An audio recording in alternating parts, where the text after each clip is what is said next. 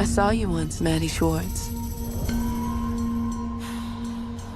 Before any of this began, I saw you.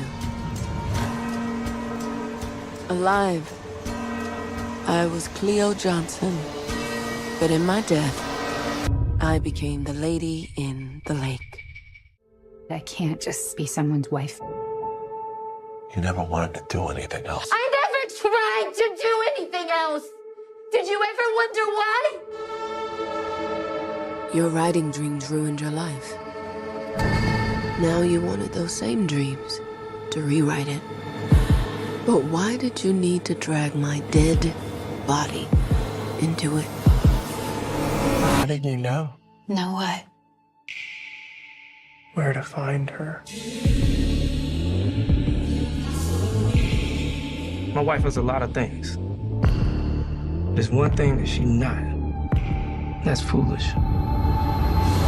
This is not your high school newspaper, Maddie. People's lives are at stake. So what you gonna do? You gonna get that money and leave everybody behind you? I don't know. I don't know. Dreams push you down until you drown. You wanted to tell everyone's story, Unbearable sorrow. but your own. This is my quest to follow that star. No matter how hopeless, no matter how far, to be willing to die so that honor and justice may live.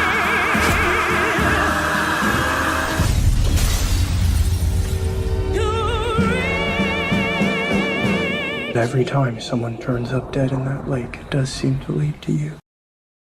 When I'm away from you, I'm happier than ever. Wish I could explain it better. I wish it wasn't true. Give me a day or two to think of something clearer, to write myself a letter, to tell me what to do. I had a dream. I got everything I wanted. Not what you think. And if I'm being honest, it might have been a nightmare to anyone who might care. Thought I could fly, so I stepped off the golden.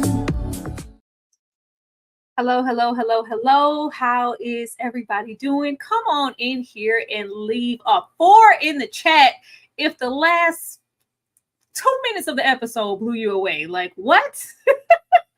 I was literally watching the episode like that escalated so quickly. When did this turn into a horror movie? Before we dive all the way into it, come on in here, hit that like button and support everybody here. Not only am I streaming on my channel, but all of my panelists' channel backstage as well. So if you would do us a favor and, run it up and engage, because this is a wonderful show.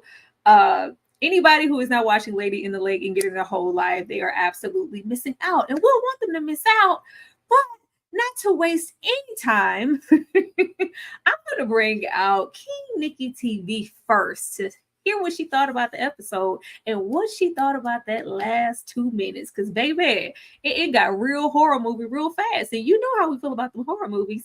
Hey, Nikki. Hey, that laugh, it was really giving me, he get it from his mama. He get it from his mama.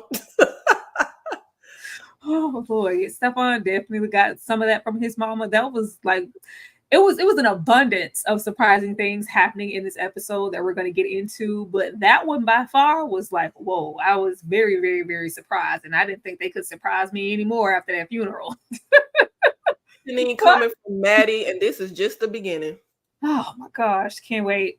Ashley back there sipping tea with the sweet perspective. What did you think about this episode? It's muted, Ashley. Not me doing my dramatic effect and messing it up. Here we go. Yes, I loved everything about it. Maddie got checked left and right and right and left. And the way it ended, that heifer deserved it. You don't go in nobody mama house and be disrespectful. Maddie, you can't be Maddie everywhere.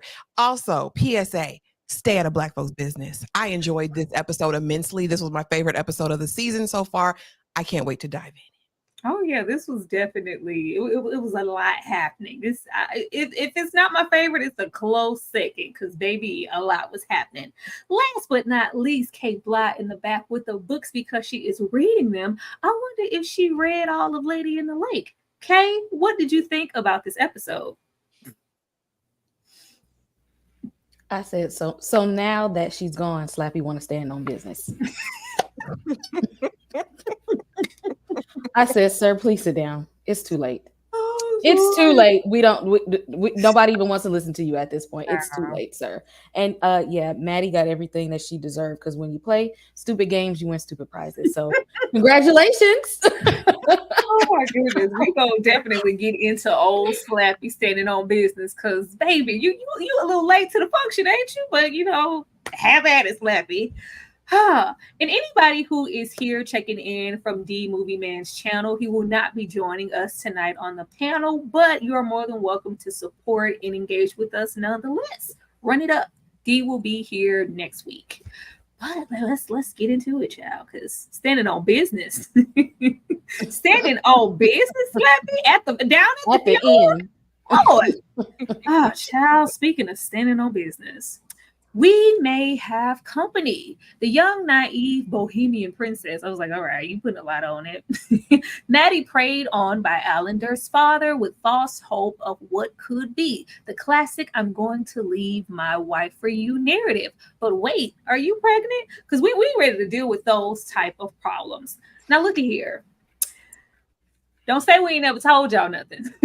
Don't say we never told y'all anything. I know for one, I said numerous times, Maddie has slept with this man's father, whether it was voluntarily or an involuntary situation. Something happened for Alan Durst to roll up on her constantly with that stank energy that he gives her. But not only was this a voluntary function, and I'm putting a lean on voluntary because this is clearly a grown man.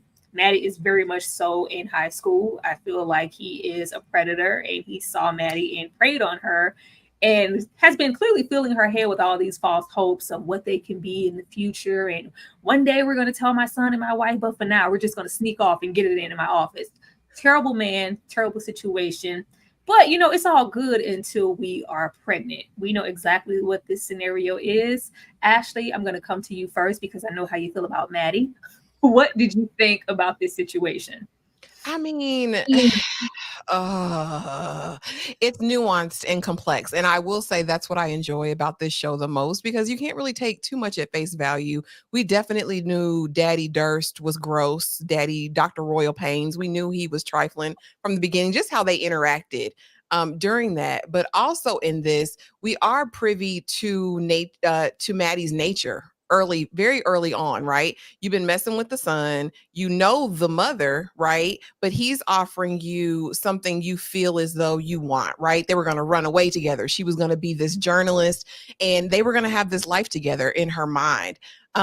It was very disturbing. It was very gross just to see the interaction, how smitten she was, and how you can see his diabolical nature throughout the entire interaction. And as soon as it's like, and we're going to be expecting more. You can almost see that she's in this euphoric place. Like this is going to cement it. Like there was no trepidation in her when she came and presented this pregnancy to him. And instantly he's like, oh yeah, we gotta do something about it.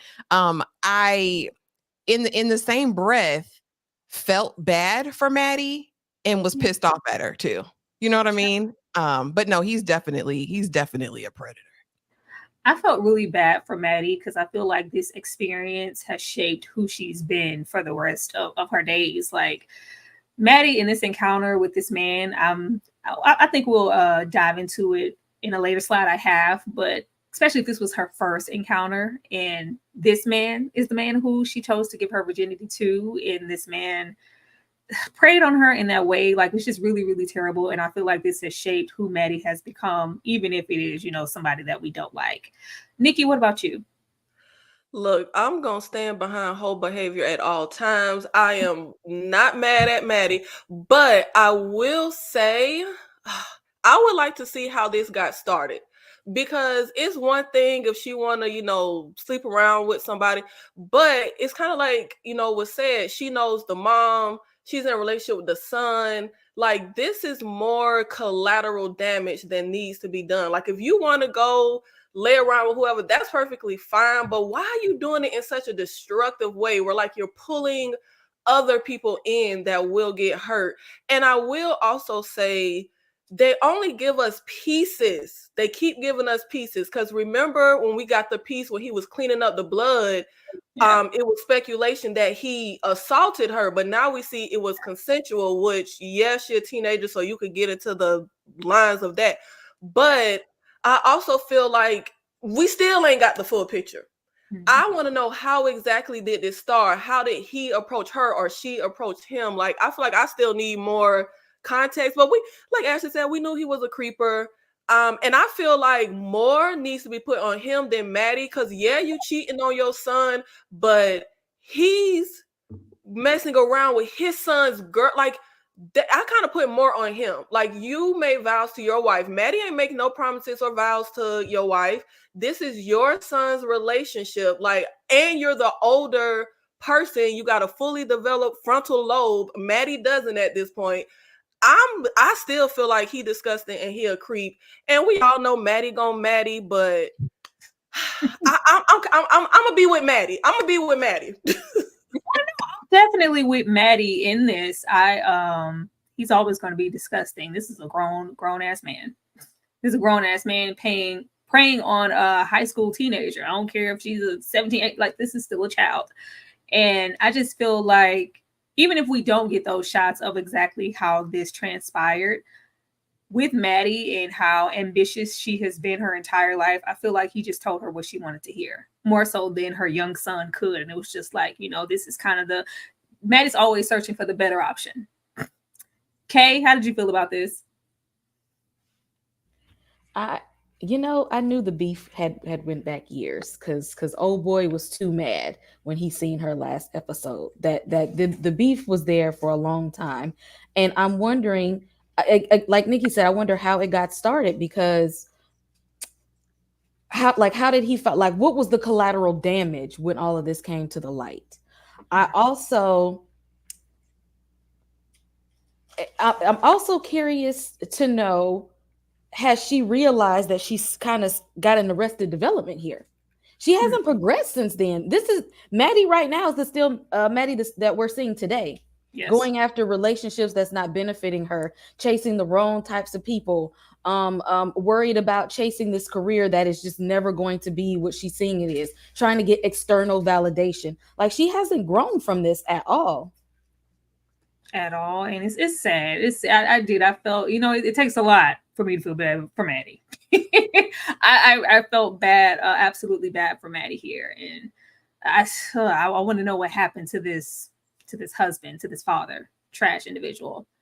But it wouldn't be a Lady in the Lake Sunday if we did not have some trivia.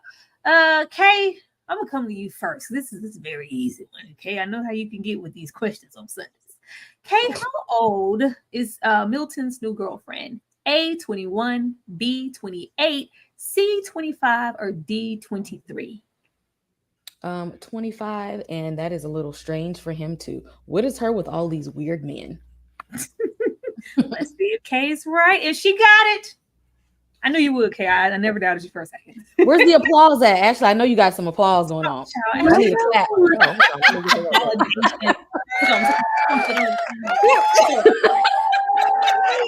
gotta have something. Most definitely 25. But leaving this here and getting into this scene, baby, the opening of just all of Maddie's audacity within this entire episode, it's been bad enough the entire show, but for some reason it felt a little bit more. Will I receive alimony? The audacity to have an attitude, be jealous, lie, and ask for money all at the same time, like all in the same breath. Maddie really at this table. Milton is all that Seth has because Maddie never cared. How dare you date a 25-year-old, ask me for a divorce, and put our son first? Maddie's clutching pearls just in case Seth tells the truth. Trash. Oh, Maddie pissed me off.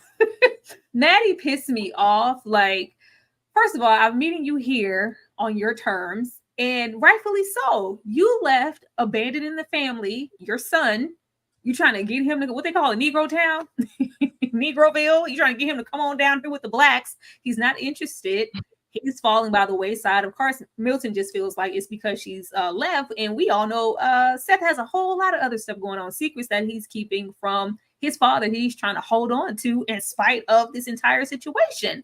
But as we're getting, the divorce papers and the 25, we didn't say like visitation rights. Well, if he doesn't, want to come live here, or like, when will I be able to see my son? That's still my son. I do want to be a part of his life. So will I get alimony or what? Like, she is so ready to wash her hands of Seth. And I know we're going to get to the scene later where we're aboard missions, but who is Seth's father? That's what I need to know. I want to know who Seth's father is, because that's going to say a whole lot. The eager and detachment that she has for Seth, and I know that first episode we were like, oh my God, why is he talking to his mother? Da, da, da, da. This is something that has plagued their relationship for some time. I don't think she ever truly had the capacity to care for Seth properly as a mother, because if she did, mothers don't do this. They don't move like this. If I want to go off and live my best life, fine. I'm still a mother first. I need that connection. But we're asking about alimony. Kay, explain your girl Maddie. In the famous words of Denzel, Maddie said, "I'm leaving here with something." She said, "Oh, that's cool. That's cool. We get a divorce, but I'm leaving with something. Where's the alimony? Where's the money? Give me." She said, "You ain't gave me that. Give me something." She wouldn't even worry about that boy at all. You see, the first thing she asked for was the money. I'm like, come on now, Maddie. Come on now. And this is why your son don't. This is why he treats you like he do now. He does not feel the love from her. He pretty much came into this world. She already had some reservations about him, knowing that her husband was not his father. So their relationship was rocky before he even got to this earth, and he can feel it. And she needs to do better with him. But right now, Maddie's worried about Maddie. She's worried about Maddie, and I don't blame him for not wanting to be around her at this point. And I have a theory about Seth, but I'm gonna say that one. We're gonna have to get into Seth, because especially way back then. Situations like that, what we're going to get into, they can be very much botched, and whatever you thought was happening maybe didn't happen. Like, I need to see where that resentment is coming from for Seth, because girl, you're his mother. Ashley, she ain't ever been no type of mama. We know that. Listen, what honestly surprised me about the conversation, and I guess it really didn't, it just spoke more to Maddie's character, was the fact that literally, oh, Milton, you've met someone. How old is she? Because there's always this thing of like competition. Like, I'm supposed to be the young one. I'm supposed to be the pretty one. Oh, now you've moved on. Well, are you going to pay me? Maddie is just she just doesn't have it in her. And again, I want to go back to Maddie's childhood. I want to see her interact more with her mother. I want to see where this lack of nurture came in at. Like, girl, where did that come in at? Because we know that aside from her cheating and aside from all of that, there is still a strain with she and Seth. And what's the root of that thing? Seth, for being a child, is extremely aware. And when Milty came and said, he told me a secret, I immediately knew he wasn't finna blow up his own spot. I'm not gonna risk this. I know where my help come from, and it's from my daddy. I was proud of Milty in this moment. I said, Milton, you better move on and give this raggedy heifer what she thinks she deserves in this moment, but be free. But to me, it was Maddie's gall and the nerve to act like she was jealous when she'd been throwing it out of every single draw leg, every chance she gets with Officer Blue. Okay. Girl, you're not pressed about Milty. She should have just asked for the money in the beginning, and we could have cut all this out. Talking about, well, at least when you sign these papers, I can sell this car and get some money. Like, Wow. Maddie acts like she's been chained. She's been, held hostage by Milton in this sham of a marriage this entire time. I don't trust any of Maddie's narrative at all. I don't feel like Milton was a trash husband. Is he a product of the time and more, expectations of a wife to be a certain way and of their Jewish heritage? Absolutely. But child, you can't paint it that Milton was just, I need to get out of here. You've been wanting to get out of here. You never wanted to be here for this man and you settled and you're mad. Nikki? Now, I took Maddie saying how old is she a different way because I feel like it's kind of comical. Like, this is the stereotypical thing that the older balding man does. You go get a young girl to boost your ego and feel better about yourself because now your wife left and you want this young girl, et cetera, et cetera. And I also feel like I'm going to play devil's advocate on her first question being the alimony and not her son. I feel like when your kids are a certain age, you don't really have to have the conversation of visitation. You know how parents get a divorce, and if your kids are old enough, the judge will say to the child, well, what parent you want to live with? I feel like little kids, you might have to have that conversation, but Seth is a teenager. What is he, 16, 17? If he want to see his mama, I think we can have that conversation between the parents. I don't think she even needs to go through Milton to see Seth. So I'm playing devil's advocate for Maddie on that one. But I will also say we giving Milton too much credit. Milton is trash if you ask me, because number one, you cannot in one breath talk about how your son needs stability, but you're dating a woman closer to your son's age. No. What kind of stability is this girl gonna give him?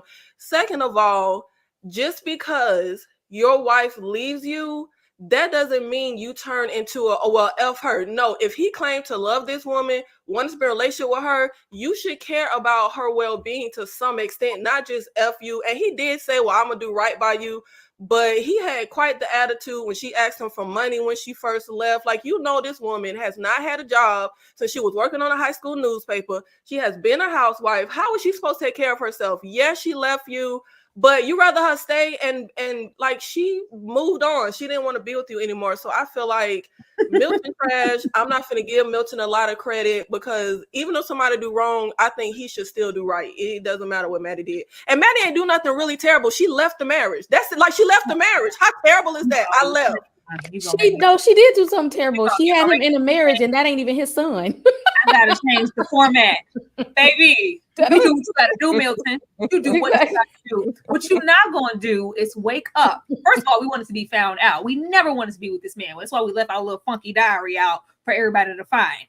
Second, you get up out of nowhere. I've been taking care of you rightfully. Yeah, you've never had a job. That means I've been holding you down, taking care of you, providing for you, as well as my illegitimate son at this point that I don't know about.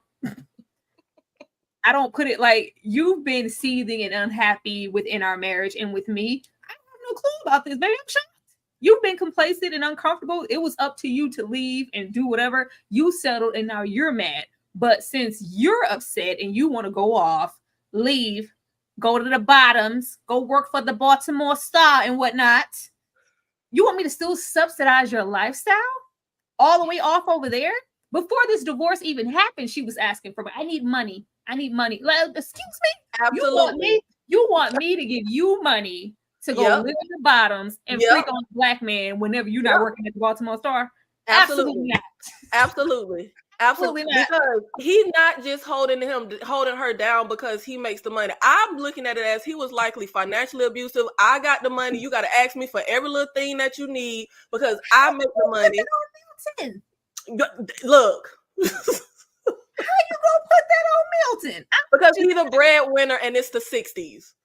And rightfully so. And normal wives weren't doing this in the 60s. We were accustomed to a certain lifestyle. Everybody here is a product of their time. But Maddie is a special case. Maddie has never been happy with Milton. Ever. Clearly. And she never wanted that damn son. And you want me to go off and fun you being a city girl. Girl, get out my face. Let me read the super chat.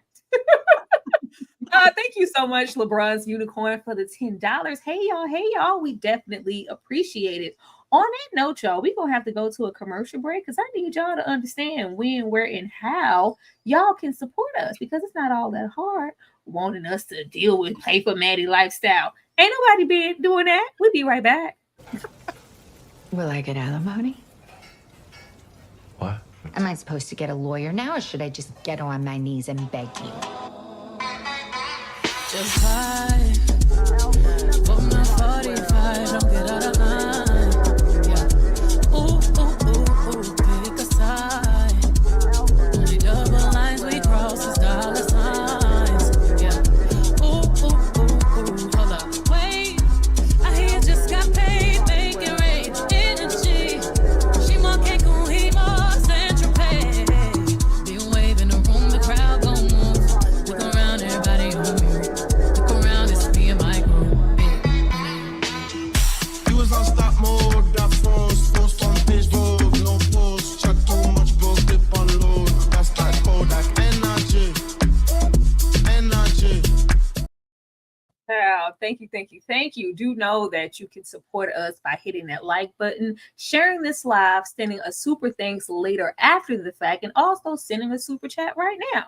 We're not subsidizing Maddie Lifestyle. I don't care what y'all saying in the chat. We are absolutely not, but I do love that we have some people on the fence and some people who aren't. But I do not think nobody is 100% right. But if I had to pick the right side, baby, it's going to be Milton every time. I can't agree with anything that Maddie's doing in the way that she is treating Seth. If she was going off to do whatever she wanted to do and I want to get away from my husband, cool. If she still was trying to be agile and being a mother as agile as she's trying to jump on black peen in the dark, I could give her some credit. She can't have none. You trying to leave that baby by the wayside. He don't like you for not no reason. She been a trash mother. Do better, Maddie. You should be ashamed. Yeah, I will say it is very messed up that Maddie is running around talking to Stephan and her son grades are slipping. He is going through a lot. Yeah, I will definitely agree with that. Agreeing with that, Nikki, I'm going to come to you. What alias was used to send that letter to Maddie? A, John Doe. B, what? Can I finish? Oh my God. B, Bill Williams. C, Bill Marshall. Or D, Bill Smith. D. Let me see. I don't know. That might be wrong. Let me double check. I ain't never wrong. Booyah. Yes, it is Bill Smith. And who the hell is Bill Smith? Who the hell really sent this letter to Maddie? Because we know who it wasn't. The ninja with the hard ER pool stories, because we're not dealing with those. We get back to the Baltimore Star, and Cleo, the body has been discovered. But not only has it been discovered, an anonymous person with an alias sent a letter to Miss Helpline, and the such and such light from this tower is being blocked. Can you guys go check it out? I'm like, this is too much of a coincidence for these deaths that she's just keep kind of falling in Maddie's lap to be tied to her. But she wants to make this a moment. Oh, I remember the Cleo situation. At this point, it's been a few months and Cleo has been missing, for some time. So it's going from her being missing to this potentially being her body. And Maddie is feeling like this is her moment. Bob wants nothing to do with it. The police are here, baby. Give them whatever little evidence you have. These are black stories. These are them ninjas over there. We don't have time, and we really just even don't care. Kay, I'm going to come to you. Who do you think sent that letter to Maddie, and how do you feel about Maddie choosing to pursue this case, even though Bob forewarned her? Of course she's going to. Maddie ain't listening to nobody, even at the expense of her own safety. And again, you play stupid games, win stupid prizes. She knows she was playing in dangerous territory, but she just got to get the story, because I got to become Lois Lane and get this story out. I'm thinking I've narrowed it down to 3 people. I'm thinking is either I'm putting her son in there. I'm going to say, what was a Judith? Okay, I'm not letting her off, because I'm trying to think of people that knows that she be looking for missing people and that she be working on this newspaper.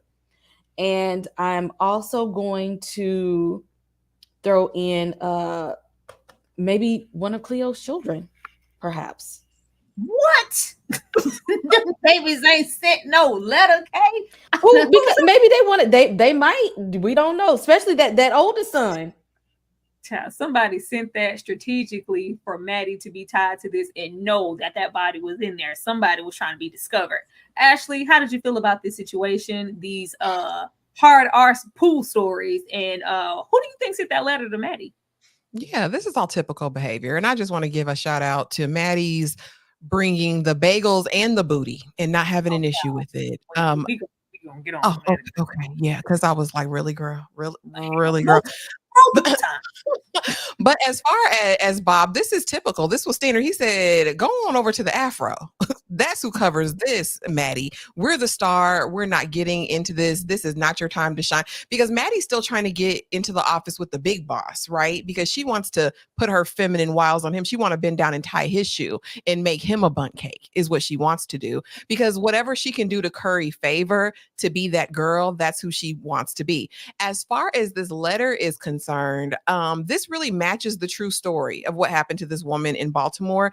And it was discovered because a person was just mad about the fountain light not coming on anymore.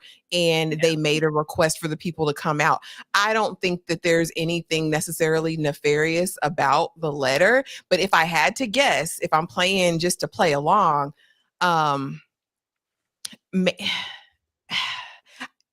you know what? I don't know anyone who would have the motivation to do that. Everybody I know that knows about Cleo's body being in there doesn't want it discovered.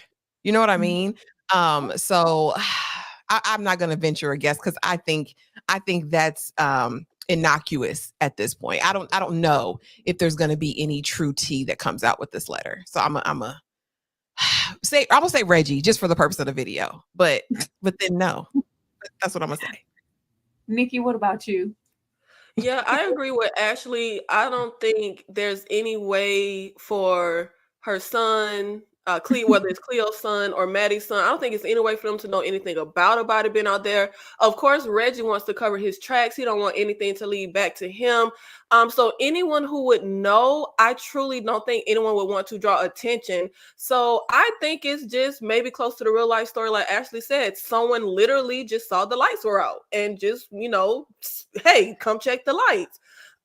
So yeah, I don't think it makes any sense, but I think as far as the story and the narrative, I think it was just a way to connect Maddie back to Stephan, which would lead her to the mom and all that stuff. So that, cause she's thinking this black woman was, or Negro woman, as they say in the show, child, was wound up missing the same day Stephan was here, and lead Maddie down her little investigative track. I think that's the purpose story-wise for the letter. I don't think it's anyone really behind it. Like, oh yeah, come find his body.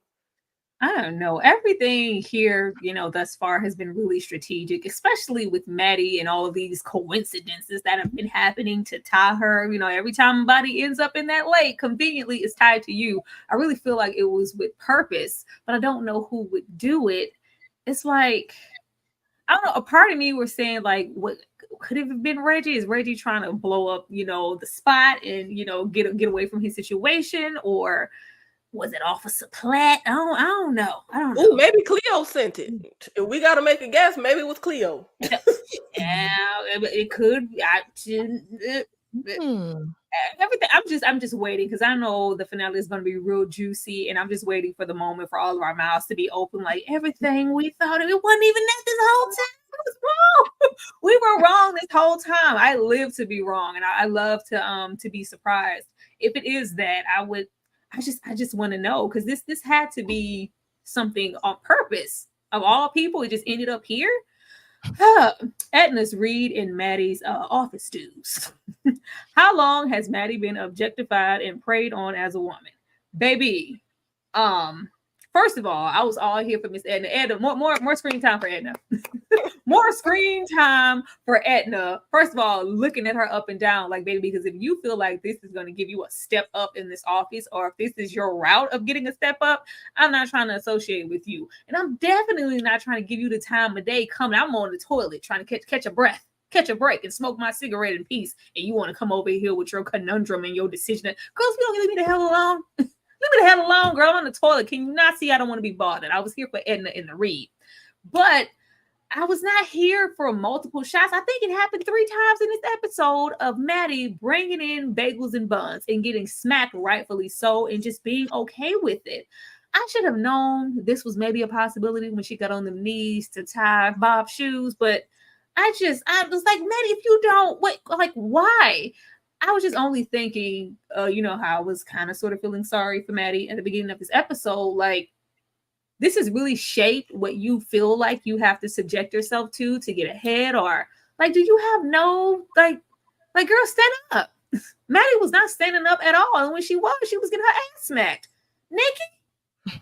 Yeah, this goes into when I switched and said I'm no longer a Maddie hater, I'm Team Maddie, because I feel like in the context of the world she has grown up in and is living in, I can get it as far as her being a woman in this time, having ambition, and the whole situation of the guy slapping her on her behind. I don't think Maddie likes it. I don't think she wants it, but Maddie is understanding the situation. It's kind of like the age-old argument of a woman who uses her feminine wiles to get ahead. I can only use my feminine wiles if you let me, and I'm only trying to play the game. Like, this is Maddie's only, I'm not saying it's the only way for, obviously, but for Maddie, she feels like, I'm going to play the game to best advance myself. How can I do that? Well, let me use the fact that I'm white presenting, I'm a pretty face.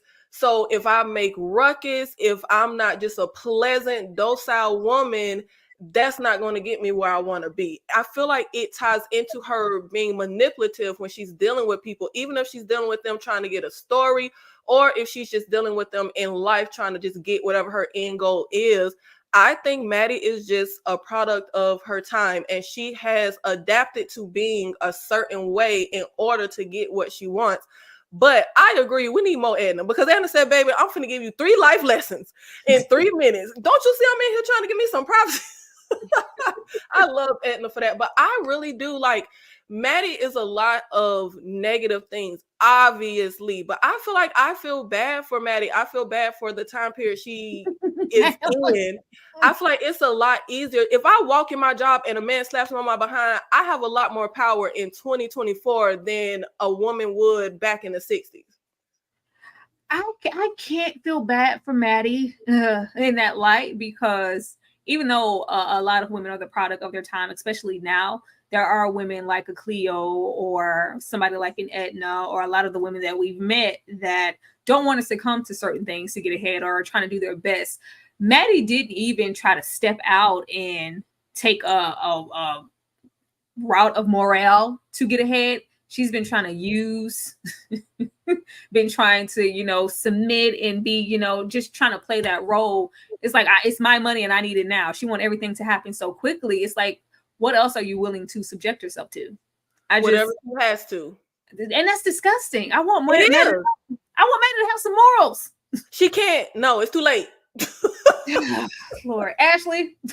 Yeah, here's the thing. Maddie's approach, Maddie's cycle, her pattern, her behaviors, it's a learned behavior, right? And so it's been perpetuated and it elicits a response. It's like what operant conditioning, right? So if I act this way, if I do these things, I'm going to get. I think the issue right now with Maddie is that all of her efforts, she's not being rewarded like she's used to in the past. Maddie's getting older.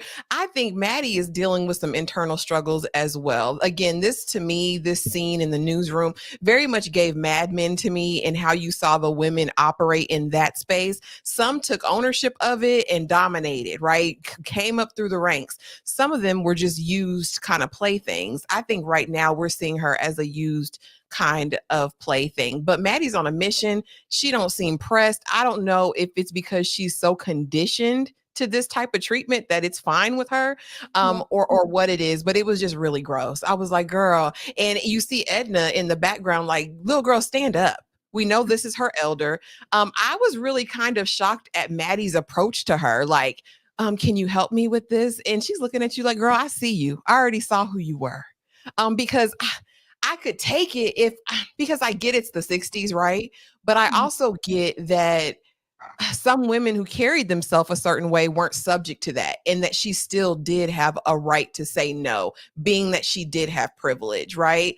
So I struggle with that. I get it was the time, and it's easier to go with the flow. So in this case, I can't really be too mad at Maddie, and y'all know I don't like Maddie at all, but I can't be too mad about her for going along to get along.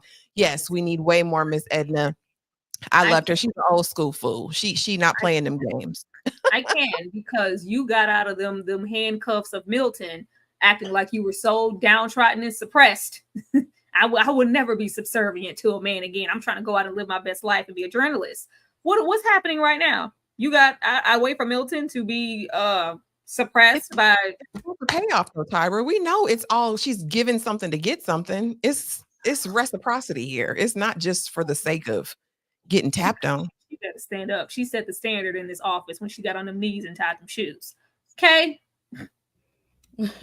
Boy, she got the face that she's turned around looking at her is like, girl, stand up, stand up. What are you doing? Maddie is giving very much use what you got to get what you want. And I don't no, it is not. It's not victim blaming. Maddie is very calculated. We are underestimating her. Maddie, although female, she still has white privilege. And I don't care what anyone says, white women privilege holds a lot of weight.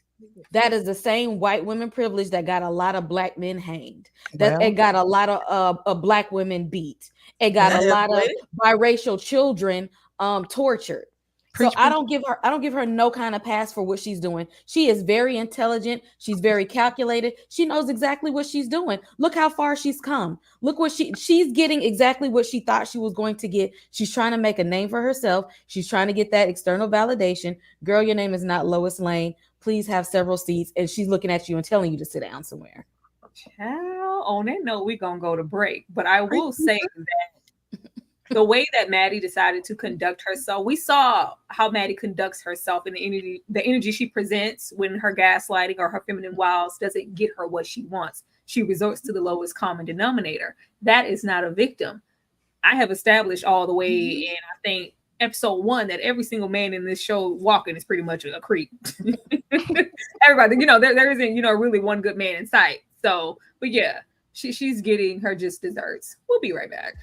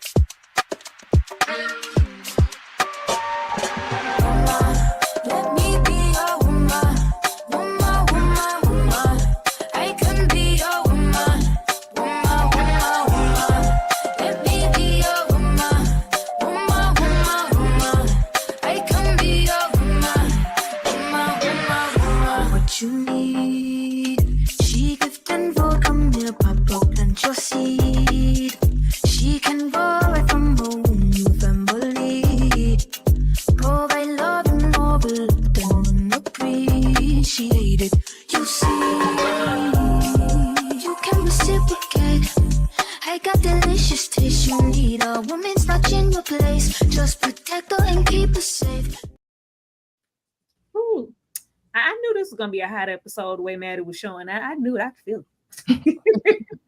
I already knew what we were walking up in here. The mother identified the body. Did she go on a stroll and fall dead in the middle of winter? Because I could care less of investigating any further. Now, I did love the notion of what we already know. When little Tessie went missing, it was hell in high water. Everybody was looking. It was, an emergency statewide situation. We had to find little Tessie. But when it comes to Cleo, we see that nobody has been adamant about searching for her. And we even have, this coroner here. Like, I really don't give a damn how she ended up here. It's just another dead black woman. Like, what do you want me to do? My focus was more so that we didn't actually see the body, and we didn't see the mother roll up. I would have loved to see the mother roll up and identify Cleo. We don't have to, linger in this all that much, but I had kind of felt some type of way because we don't believe that this is Cleo, but we do have the elements take hold of the body after, so long in that water. But just as a mother, Do you guys felt like she should have maybe Ashley? Here's the thing. This is when Maddie truly started to infuriate me. It was like the callous nature with which she conducted this investigation. Maddie didn't care. Her mother had to see her like that. Girl, you are feigning consideration and empathy. And it just really pissed me off because I knew she was going to go balls to the walls to get her knee deep all in this, and it just pissed me off because you don't care. And it's crazy because you know the story. Well, you know how old this woman was. You know that she had a family, she had a mom, and you can't relate to any of that. Something is really damaged inside of Maddie that we didn't have a moment of concern. But the coroner probably pissed me off just as much as Maddie did in that moment. She could have just went for a swim and drowned. Really, in the middle of winter, she went for a swim and drowned. Dr. Coroner, man, like, be so for real. And like you said, just the complete apathy. I don't give a damn. Get out of here. What we talking about for? And then the fact that we didn't get to see the body, not that I necessarily wanted to see, but I did. There were elements I wanted to see. He said, this is what it's like when they're in water for this long. This just started again my hate tour with Maddie. This is what started it, and shame on that coroner for not digging deeper. But I will say this was telling. No bullet wounds, no blunt force trauma, no stab wounds. So whoever this person is wasn't violently taken out. No marks of strangulation from what he said. I don't know. It begs certain questions. It said Dora. It said do Dora. That's what it said, because that's what I was thinking. I was like, if you overdose, it's not going to be any blunt force or shots or anything like that. So that's the first thing that popped into my mind. She didn't bother me here because I don't expect anything less from Maddie. Maddie has shown that fake little empathy, and but did her mother have to see it? She did the exact same thing with Tessie. It's good to know that Maddie's shenanigans knows no color lines. Okay. That's white woman privilege, being able to just walk up in the coroner's office to go investigate. First of all, you really you ain't got no type of merit or warrant to be in a place where you not related to this woman. You ain't got no badge. You ain't got no white coat. She even got gloves on in there? Just in there. Just get the ability to walk up in there and to go view a body from a complete stranger. You cannot tell me that ain't privilege. And we know that Maddie has a personality disorder because she ain't got no empathy for this woman. She just wants to know, how much information do I need to crack this case so people can say my name? Not hers. I need y'all to know who did this. It was me, Maddie. I can't. And of course, I expect him to be racist, because why wouldn't he be? Why wouldn't? Look at his face. He look like, I don't care. We can put this in the incinerator for all I care. Oh Lord, Kay on one today. I love it. Nikki. I'm gonna play devil's advocate again and say it's not Maddie's white privilege that got her in there. She came in here with Bob, and she always introduces herself by saying, "I'm a reporter from the Star." Tyra, you know how to do the accent. Like, that is what. If Maddie could come in and say, "I'm a reporter with the Baltimore Star." Now, if that same black reporter that she rolled up on, I think in my next slide, when it came and said, "I'm a reporter for a colored newspaper," we would have wanted to see all types of proof and credentials and had her fill out 60 packs of paper before she even got back there. This is definitely privilege. And I'm going to also say she got in because it's the 60s and they don't care that a black woman is dead. So it means no never mind to him to say, "All right, come in. I'm going to lift the sheet. You're going to see the body. It's not a big deal." But I will also say, I'm surprised this started Ashley hate train, because this should be when y'all get on Maddie's side. Because wait, give me a second. We know Maddie gon' Maddie, but no white paper wants to cover this murder. It does not matter her intentions. At least she is working to get a black woman's death in the white paper. That's a big deal. We over there with the afro and the S curl, whatever we doing over there with the other paper. That only, like Maddie said, only the black people gonna read, only the black people gonna care. But if I get it into the white paper, it will bring more attention. That's a good thing. Even if her reasoning is unscrupulous, it will still merit a good result. So, and I will also say this shouldn't start the hate train because, like Tyra said, Maddie don't see color. Maddie just gonna use whoever she could use. Maddie didn't have empathy when little Tessie Durst was going. When Maddie said, "Oh, I'm treating her like she was my child," no, the hell she ain't. That was just as fake as when Maddie said, "Oh, did her mother have to see her like this?" Maddie does not care about anything except her end goal. Black, white, indifferent, Jewish, she don't care. She just wants her end goal. But at least this will do some good because this missing dead Black woman, who I feel like is Dora, because like Tyra said, was no mark. She probably OD'd, and that's why Reggie was crying in the car.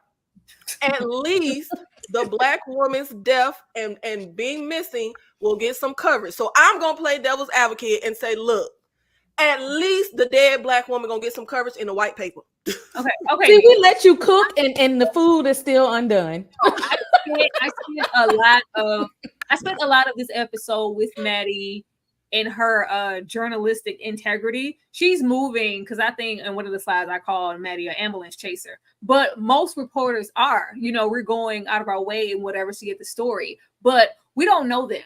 We know Maddie, and I don't like Maddie. Is she moving accordingly as most journalists would? Sure. Yes. But I don't like Maddie. She's moving exactly like Bob. Bob ain't have no real feelings when he was covering Tessie. Remember how pleasant he was when he went to talk to Maddie versus how cold he was when she came up to the office? His story was done. Maddie is being a regular reporter. There is no feeling, and it's not supposed to be feeling because as a reporter, you're supposed to be unbiased. But even if you go in there, it's one thing to go in there. I'm with the Baltimore Star. Okay.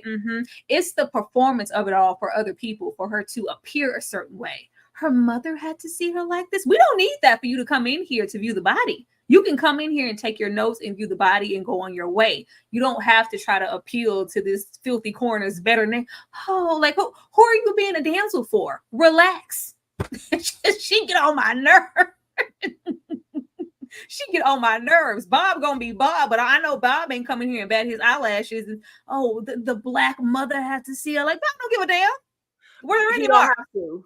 This thing, just to respond real, Nikki, it started the hate tour because I feel like this is unleashing something in the Black community and has all sorts of implications that Maddie doesn't even consider. Uncovering this body is going to do way more harm than good. For one time, now that the body's found, where was your energy when the body was missing, sis?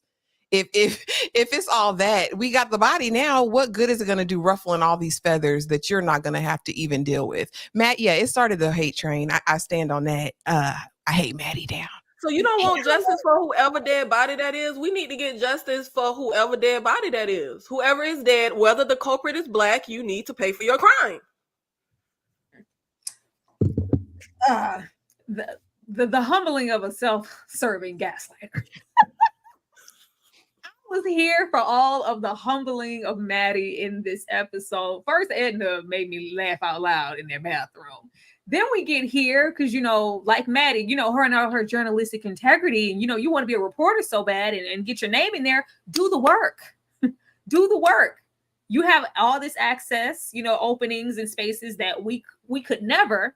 But not only do you want to come in here and get, some info, like, no, you want me to hand over everything I found, worked for, dug for, interviewed, or talked to certain and just hand it over to you.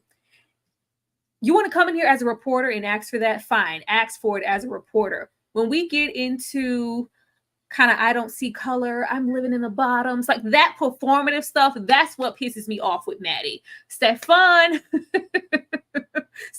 you did this to get closer. Maddie thinks it's all about her. You had to have sent this letter to me just for what? First of all, I was living for Stephan. Like, I was laughing. I was laughing like hell because, like, it was like Stephan called her everything but an idiot on the other side of that phone. Like, what the hell are you talking about? What are you talking about? When he said, when I send letters, it says, 855 correctional facility. That's what it's going to say when I send it to you. Well, you could have got somebody to send it. Well, why would I do that? Even if I did, like, why would I want to incriminate myself? Maddie, what are you talking about? Just to get me involved because even Seth had sense enough to go, well, I guess I won't be getting any more visitor calls from you. I guess you got what you wanted. Like, it's crazy. It's crazy. Stephan knows exactly who Maddie is.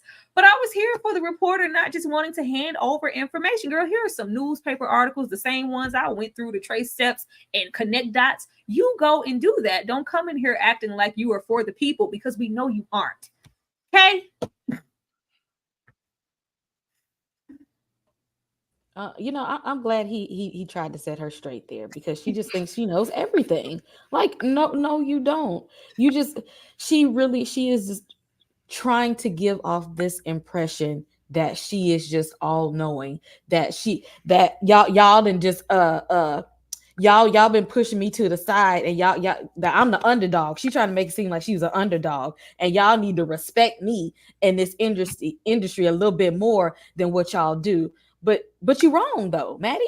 Like you're not seeing the forest for the trees. You wrong in this, and she's willing to chase a story just so that her name can be like, Maddie solved this, but the person who probably didn't even really do it name gonna be like this.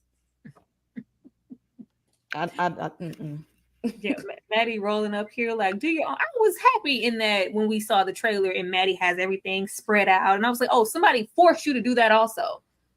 Nikki? Yeah, I'm not mad at Maddie wanting her name in the paper. I'm not mad at Maddie for wanting to be successful. Who doesn't? Who with a dream don't want to be successful or see their name wherever the hell they want to see it at? Bob and all them trash creep men in the newsroom will do the exact same thing that Maddie does. And what I will say is, I hope that the reporter that she talked to, I can't think of her name, from the Afro, I hope we'll see her and she'll get a bigger part, because along with the story that Maddie is doing, which I'm fully behind, because the fact of the matter is, people had a hand in whoever is dead, whether it's Cleo or someone else. People had a hand in everything that happened with the attempt on Sumner's, and I think those people need to, come to light and not just be at the girl funeral when you ordered her to be dead. And the only way it will really come to light, because just like Maddie said when she had the conversation when Platt climbed through her window, is Platt looking for the killer? No one is, not even the black cop is looking for what happened to this woman that ended up dead in the lake. Whatever her reasoning is, Maddie is. So I'm fine with Maddie doing it, but we all know everything Maddie says and does is a performance. But my thing is, we already know that about Maddie. Like, I don't care about that at this point. A lot of people we interact with every day, everything they say is performative. So I really don't care. I'm here for Maddie to get the black story in the white paper. That's the only thing I care about right now. So I'm going to be like Maddie and have my tunnel vision. By any means necessary, whoever got to be collateral damage, let's get the justice for whoever body that is in the lake. But I would like, in a perfect world, in TV world, I would like for the things to happen with the lady at the black paper. But the reality is, we're never going to get the spotlight without it being in the white paper. Ashley? A couple things. I got my whole life with the Afro reporter, baby. Because it was the fact that Maddie wants a byline. We know she wants a byline, which is disturbing and sick. Again, it's the way that she's approaching this. She didn't come and say, I want to partner with you. I'm so interested in this story. I was devastated when I found out this black woman was unalived. Can you help me? Can you give me a start somewhere? She said, no, I want all your work product. Can you just give it? Can you just hand it over? Sis said, listen, here are these newspapers. You dig it out and go with it, because who are you? Do you even have a byline? Like, are you written up anywhere? And you're going to take my work from all these months that I've been doing this for her. When she was missing, you didn't say a thing, but now you're here for this. If that's, your shout out, your present to the black community, you can keep it. And that's my thing, girl. You didn't come in there for partnership. You came in there to take this black woman's work and colonize, which is what Maddie does. It's that privilege. I want to come in. I want to reap the rewards without putting in any of the work. The repercussions for digging into this person that we honestly don't even know was unalived. All we know was the body was dumped. From the coroner's perspective, this wasn't even an unaliving. What took the person out? No gunshot wound. I mean, there's nothing that we know. We just know the body was dumped. So what is Maddie's true quest in this? And as far as Stephan gave me everything I needed, baby, I'm not thinking about you. I'm in here for life. I done set the man on fire. I'm not worried about you, Maddie. Are you here to come see me? Where my pictures at? Where my OnlyFans stuff at?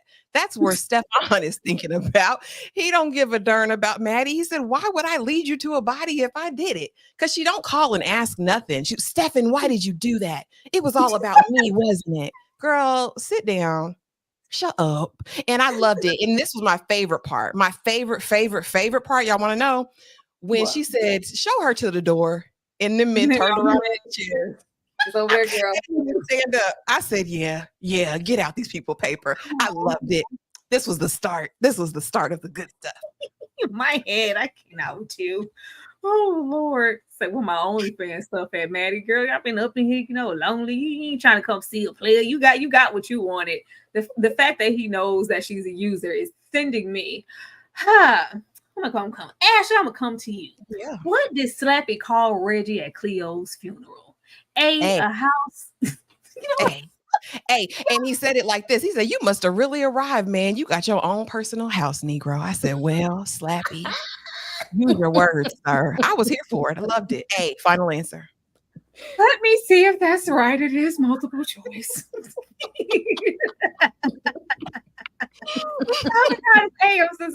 I'm so surprised. Most definitely.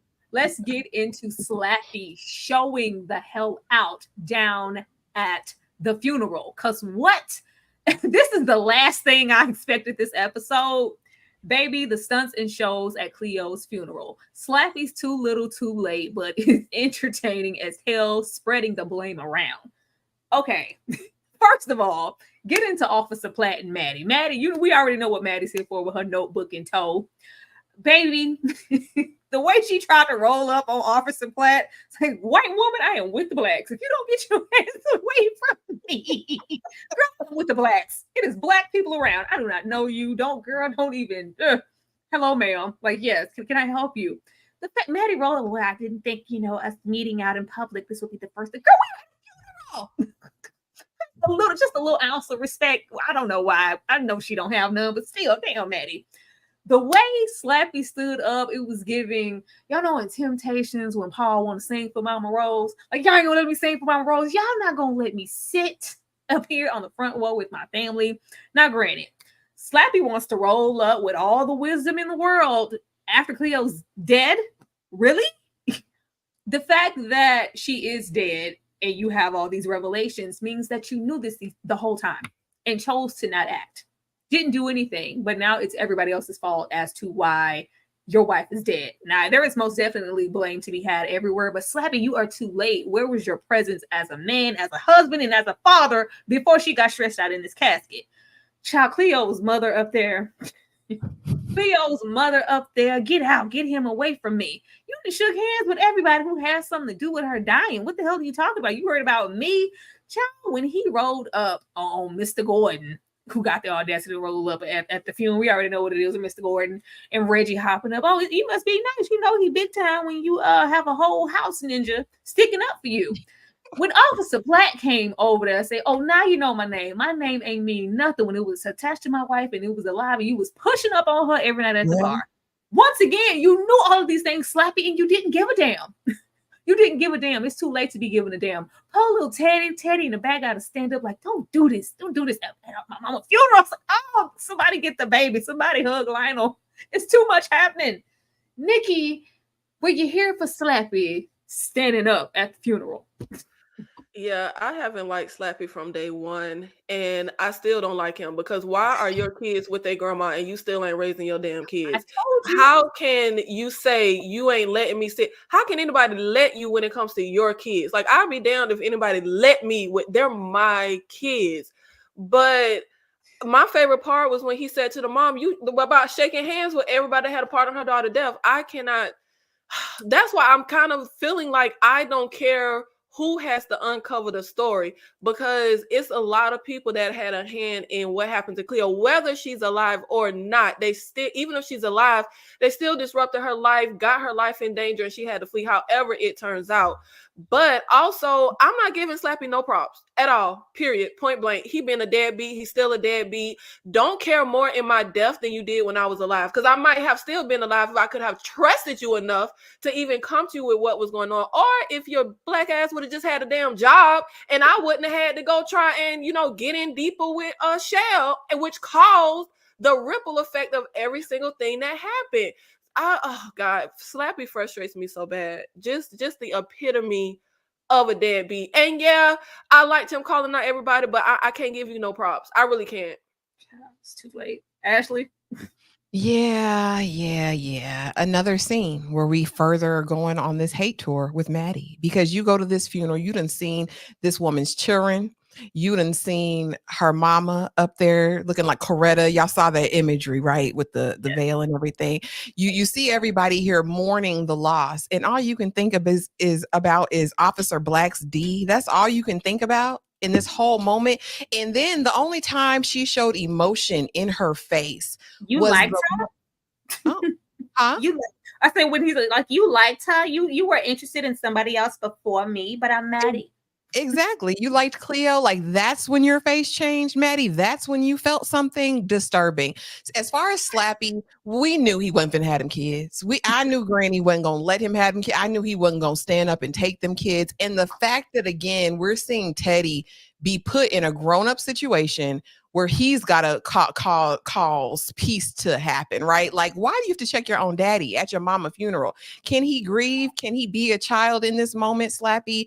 Slappy, this is about his guilt, is what I felt like. Slappy is doing all this now because he knew he didn't do enough while she was alive. That's what this was about, because he's ready to go. He's clearly ready to be unalived. He's ready to leave this earth, because we know you done exposed Reggie. You done exposed Shell, you done exposed everybody here, the officer. You done got on everybody's bad side, buddy. You know you're on your way out. This was all guilt, because he knows he was a nothing husband and father.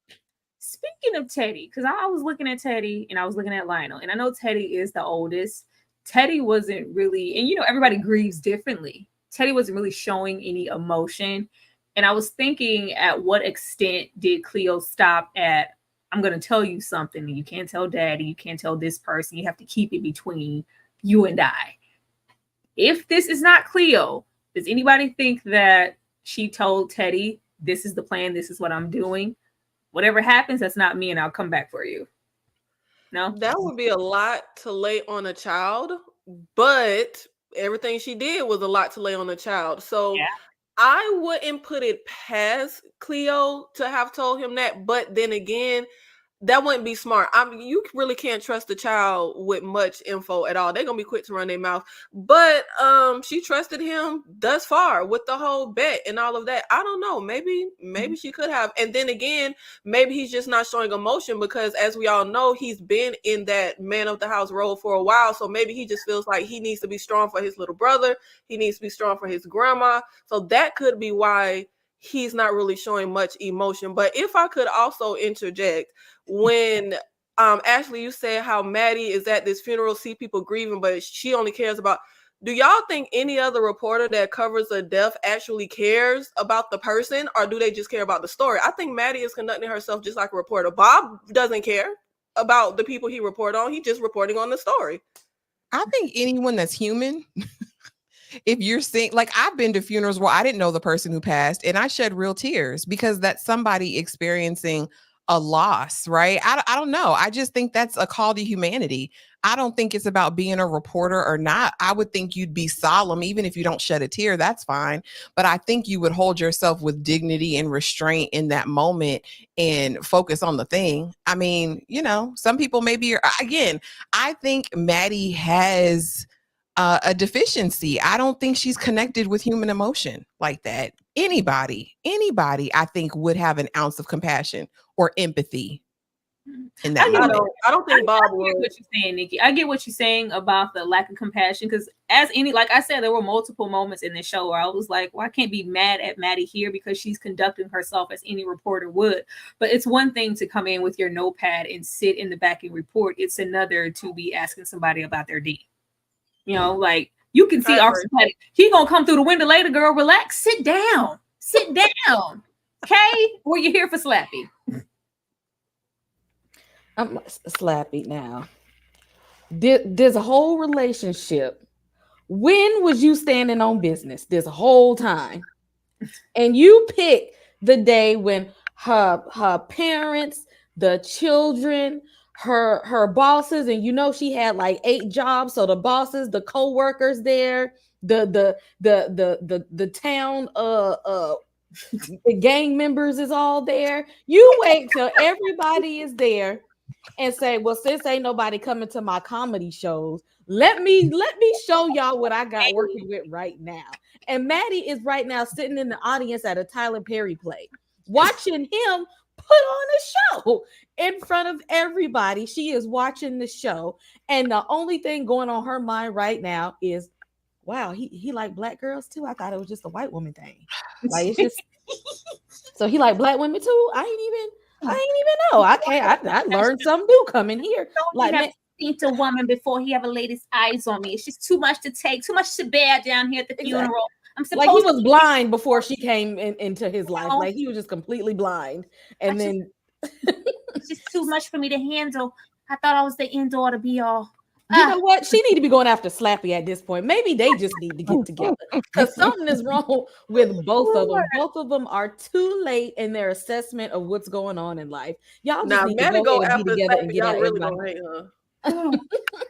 All right, you guys, we are really, really close. These are the most people, from my understanding, that we have had here in Alive. We are sitting at 89 people. Wow. We would absolutely love to get 100 people here in the chat. I'm going to show y'all some love real quick for that. But if you guys could drop down and hit that like button for me and leave a 1 in the chat for us to hopefully get those 100 people in here, that will be absolutely awesome. Thank you guys so much. We will be right back.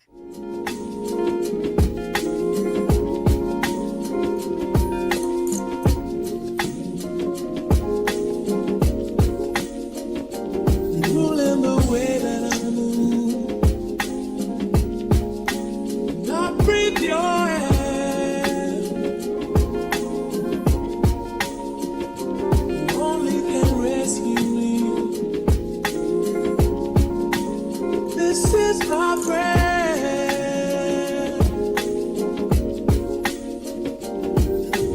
If you are mine, if you are mine, I wouldn't want to go to heaven. Cherish the day, won't go astray. Oh, that mix get me every time. I need to put that on Apple Music. I can't though. Got no coins to give Sade. I can't do it. That mix gets me every time. Thank you. You guys keep running it up. I will definitely let you guys know if we reach that 100 mark. But awesome. I'm happy for everybody who is here. But yeah, what got me was not only did Slappy know what was going on here, but Slappy pretty much knows everything. Like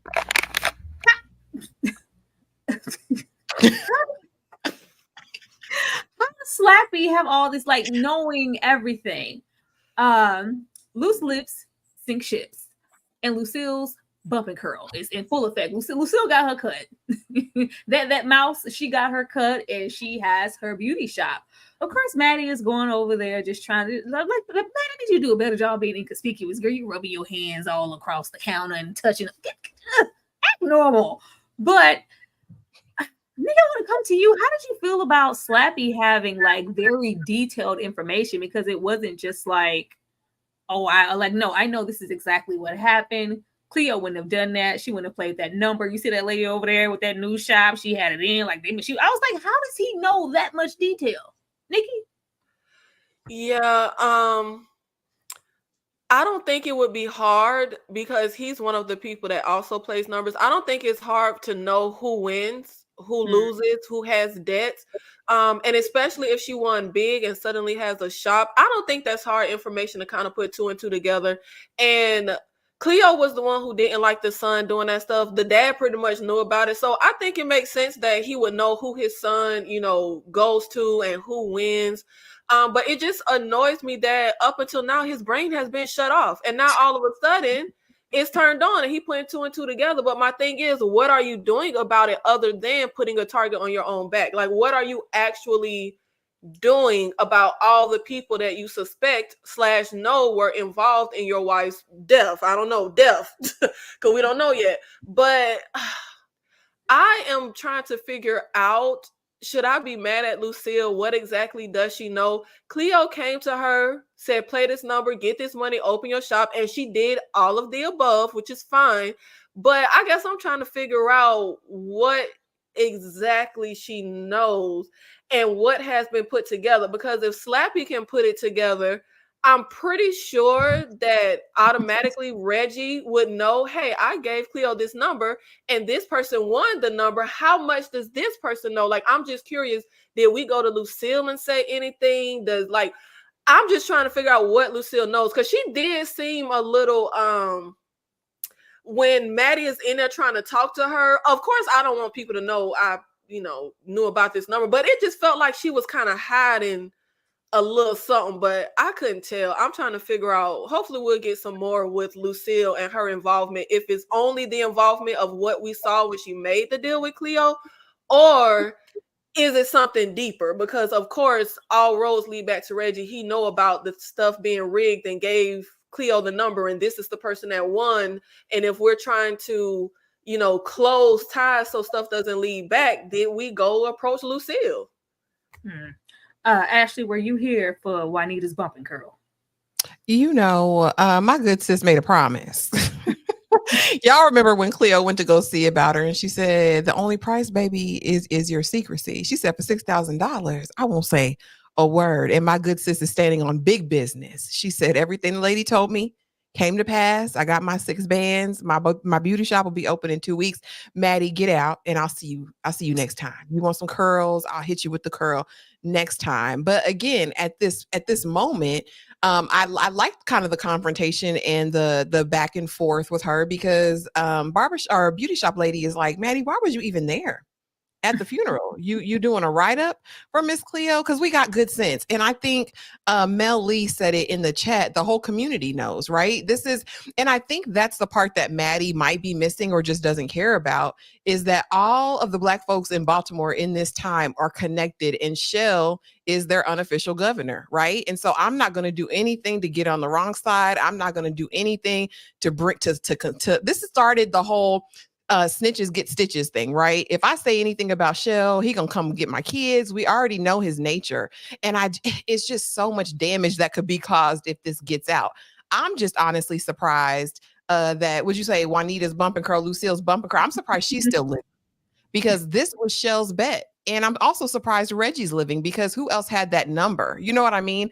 I'm surprised Shell hasn't taken action yet. And maybe we'll see that in the next 2 episodes. But good for you, sis. Keep your mouth shut. And again, Slappy's ready to leave this earth. He's ready to go, because at this point, he's on everything. But I don't want it to be at the hands of Maddie, because it's one thing to speak out of turn here and out of emotion after the funeral, where you're chasing me and you want me to give you this story. You really don't know what the hell you are and who you're dealing with. But of course, I think in the next slide, when we go to the club, either let me in or I'm going to print what Slappy said about you in the paper. Like, girl, stop. Don't insinuate me. I didn't tell you that. Okay? Are we surprised? See, of course, Shell ain't messing with her, because y'all seen Power. He probably can use her shop to do money laundering and stuff. Okay, we at this point, she's part of it. Does she look worried to y'all? The only thing she worried is to make sure ain't nobody snitching, because at this point, it's like, if I go down, you going down with me, and she ain't trying to go down. She just came up at this point. So yes, Maddie, how you be around in the Black neighborhoods and you don't know the rules? Okay. And Slappy, you know, and apparently he got a death wish because now you trying to tell her all the stuff that you know. So apparently you trying to go down and take somebody else with you because you knew this ahead. Slappy, you knew the rules. You knew where she worked at. You was in there trying to tell your lame jokes to everybody when you should have been trying to get her out of that situation. And then now you wait and be like, oh, this is all wrong. This is all these people are crooked and shady. They wasn't that crooked when you was in there trying to get a little kiki for your career. I was just glad to well, we know now that we can cancel out Miss Lucille for being in the bottom of that water. It's not her because baby, Juanita's bumper curl is in business in 2 weeks. Okay, we're gonna be doing what we need to do. We'll still say get on out of here. No, I don't need them problems, white lady. I got my shop. Speaking of not needing them problems, white lady. Will you be subjecting your Jewish employer to the salacious slander? Trying to connect Reggie to Tessie's murder, and I think I might love Mr. Gordon. Mr. Gordon here, and he's a terrible individual. Dora is in Paris, and this is Black Power. Now, Mr. Gordon is a terrible man. We already know what he's about. But just in the way that he was well equipped and ready for Maddie to roll her ass up here.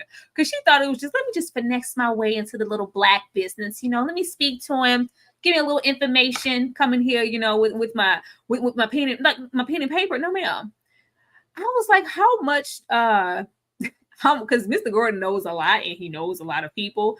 The fact that he already knew that Maddie was Jewish, I can't recall what it was, but he said something that references something that was said while Maddie was at work at the Baltimore Star. I was like, Shell got eyes everywhere. Shell got eyes and people everywhere. So you're not just going to come in here. I know what you're connected to. That's not doing anything for me, but I'll entertain you and answer your little questions. But outside of her just speaking to Mr. Gordon and him answering in the only way, like Mr. Gordon, very much so a hood elected politician. He gives that this whole conversation. I was like, you better get it, Wood Harris. I see you, Wood. You better act in that scene, boy. But she's also taking first of all, Reggie, y'all went on Reggie's throat. His voice said he needed some throat lozenges, some cough drops, some tea. Reggie had a black eye for quite some time. Now Reggie got a limp. Reggie. Can't get right.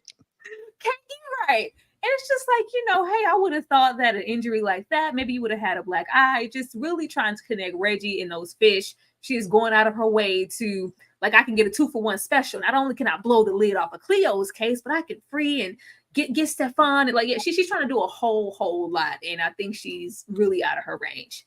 Ashley. Again, I echo your sentiment, Tyra. I say you better act Wood, because I said I can't stand you, Shell, in real life, but you checked her. And again, this was everybody getting Maddie together, because he said, Maddie, you know why it's right.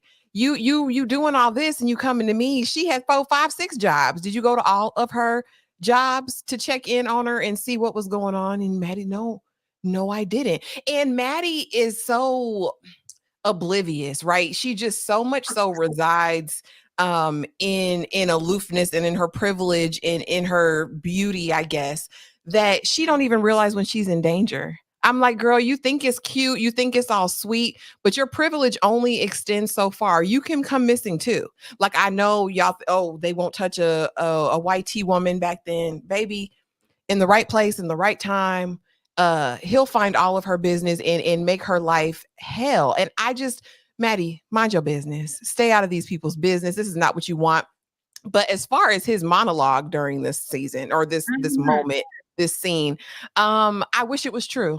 I wish he was about Black power. I wish it was about Black empowerment and doing for the community. But he is like so many of those drug lords of the time, or anybody, numbers men of the times. It's about you, Shell. It's about your wealth. It's about your prosperity.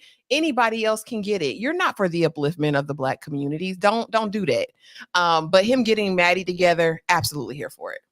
It was. I was here, but I was just here for the dialogue, just like I was with Slap when he was like, "Ain't that right, Myrtle Summers? You ain't give Cleo that job." Nikki. Yeah. I love this scene. I love this whole scene. Wood Harris is a veteran. just say action and he gonna turn it on. But I feel like I have more hate for Shell than I do for Maddie. Shell does more harm to the Black community than Maddie ever could. You can't tell me that he did not kill Cleo's dad. You can't tell me he ain't killed a ton of Black people in his community. Just turn to Reggie and say, handle it, take out the trash. Shell is not about Black power, Black financial, none of that. It is all just like it was said, he on his politician vibes. But I also will say that I feel like you said, Tyra, I'm so mad I can't remember exactly what he said, but he did say some stuff that alluded to like already kind of knowing about Maddie. And I start thinking like, do Shell got white folk working for him? Like, how far does Shell's reach extend? Ash, I was gonna save it for the back. Ashley, Nikki K. I really feel like Officer Gordon has a connection to Officer Platt. I feel like Mr. Gordon got a connection to Officer Platt. It would explain why you ain't need all your breaks there, and you've been at this bar a whole lot. You just sitting at the bar. There is a connection, and especially when we get to the part where Maddie outright asks, "Do you work for Platt?" and he hesitated. It's something's off. Something's off. I think it's. Let me find out he been climbing through that window and to gain information. Yeah, I feel like it's definitely giving me what that movie with Leonardo DiCaprio and Matt Damon where we knew one person was a plant and we didn't know somebody else was. I feel like there is somebody else. Like we know he was paying the partner, but I do feel like The Departed. Yeah, The Departed. You don't put all your cards out on the table. You don't want everybody to know who your spies are, who is working for you. And I definitely feel like just because Maddie is white people got killed in the 60s. Like we can still touch Maddie and take Maddie up out of here. And I feel like Shell reach might be deeper than we think. Yeah, we know it's deep in the Black community. But I think he got some white folks on the payroll. And I think it would be nothing to take Maddie out. And in this episode and the last episode, Cleo had voiceovers that said something regarding her ambition and following this story, leading to her demise, leading to her death. So Shell ain't nothing to play with, child. Shell ain't nothing to play with. I was thinking about this scene, not only Officer Platt, but that trash officer who was sitting outside of, Maddie's house. Like he could be working for Shell. Yeah, it's a whole connection. Shell paying everybody rent. So you don't really know. Nikki? Not Nikki. Kay? I take myself off mute. Look, now, Maddie is not, no, Shell is not worse for the Black community than Maddie, okay? Even Nino Brown was giving out turkeys on Thanksgiving. What the hell? Okay? Okay. Maddie ain't did nothing to the Black community but screw Platt at this point. That's all she done. He gave Cleo a job and when she needed the money. So we ain't gonna say he was all bad 100%. Now I ain't say he was good, but he, there's some people doing some stuff. I can't ask. Who does somebody find? K throws all rationality out the window. And let me look now. Okay, y'all remember in Vampire in Brooklyn when Kadeem Hardison, every time we seen him, he was looking worse and worse. This is Reggie at this point. Every episode, he got a new injury. He just keeps going down. We ain't fixed the problem from the first episode. We on episode 5, and he just keep getting more and more injured. It's not looking good for your boy. And I'm a little afraid for him at this point, especially when Maddie is throwing out stuff that Shell, he ain't even know some of that stuff. And he just throwing stuff out. Reggie is not looking good for you. Maddie, you might want to close that window that you keep getting open at this point, because if Shell don't take you out, Reggie probably gonna do that on the low. He might fall on the way back out, but he might do. You a threat to him at this point. It is. It's a lot happening because baby, when Reggie was like, "Let me get out of here," no, you stay right there. I was like, I want some history on Reggie and Mr. Gordon, just a little piece. I want history on multiple characters in this show because man. But yeah, shout out to old Judith just being a tag along this episode. She made an appearance. She was standing outside the door supporting Maddie. Way to go, Judith. We bye, Judith. Shout out to old Judith, coming in. That's my assistant. Like, I love every moment you try to come in. I work for the box. I'm on stop. Like, no, baby. You are writing you're helping, assisting with the helpline column. Relax. Not even a real journalist, just out here lying to people. Nikki, fill in the blank for me, please. Didn't I already answer a question? Multiple people have went. Normally it's more people on the panel. Answer the question, ma'am. You left with the dress she was modeling last Thanksgiving, took it right off her back, but finish the sentence. Of course, you white woman, you look better in it than that black lady did. I sauced it up, but that's what she said. You look better in it. I was like, you have to add that. You ain't have to add that. That backhanded compliment after you said, so sorry when it's so and she was so a beautiful one. But naturally, so you look better in the dress you bought off of her back. Like, what? Ma'am, we didn't ask you for that information, white tea lady. Get out of here. She made me mad. But this is when old Maddie realizes that she's, per usual, closer to things than she actually is. And we also get another flashback situation.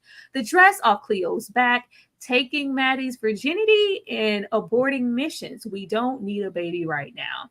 Now, with Mr. Durst scrubbing the blood off of what looks to be like a chair situation in his studio. That looks like that chair that was in his studio. I think he probably like, oh, Maddie, you want me I could paint you or something. He tried to do a Jack in Titanic and got my girl slipping.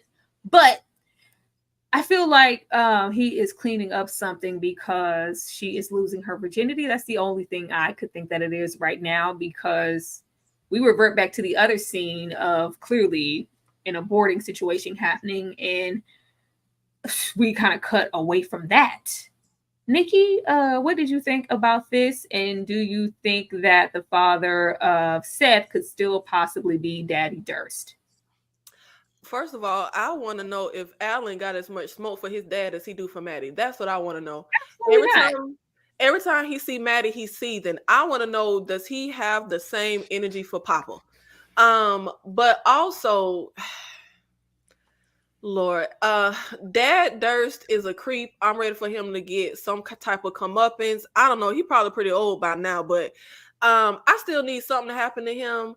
And I feel really bad for Maddie. I really do. You're a young girl. You're sold a dream by somebody older and manipulative. Every single thing we heard him say to Maddie in all their flashbacks together was him manipulating her. And then also, him talking her into, having the abortion and everything. I feel bad for Maddie. And I think I'm curious if some of this ties into the emotional disconnect with her son. Maybe the fact that she had an abortion, does that affect how she feels about the son? But also, unfortunately, a lot of people take out how they feel about the dad onto the child. So I'm kind of wondering, okay, you aborted this baby, but we don't know how long this affair went on. Is the dad Durst? Is that the dad of Seth? Is that why she has an emotional disconnect with her son?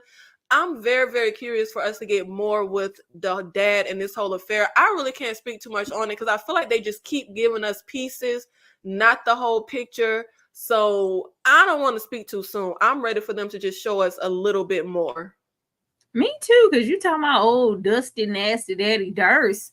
I'm still trying to get back to the prom night situation. Isn't Maddie standing in the middle of those woods with blood on her dress? Isn't that a flashback also? Like something occurred. And I wouldn't be surprised if this man has been unalive in that area. And that's why she knew to go on over there and go try to find him. Wait, you think Maddie killed Daddy Durst? At this point, I don't put nothing past Maddie. Because we still don't have a full-on explanation as to why she knew, like, I'm going to go look for Tessie. How did you know that? How? We don't know. Ashley? Yeah, stuff's not adding up. But I remember this scene in the first episode. And again, we didn't know at that time that it was Daddy Dirty Durst that was with her. We assumed it was a young Alan Durst. And I thought the same thing, that this was her losing her virginity, right?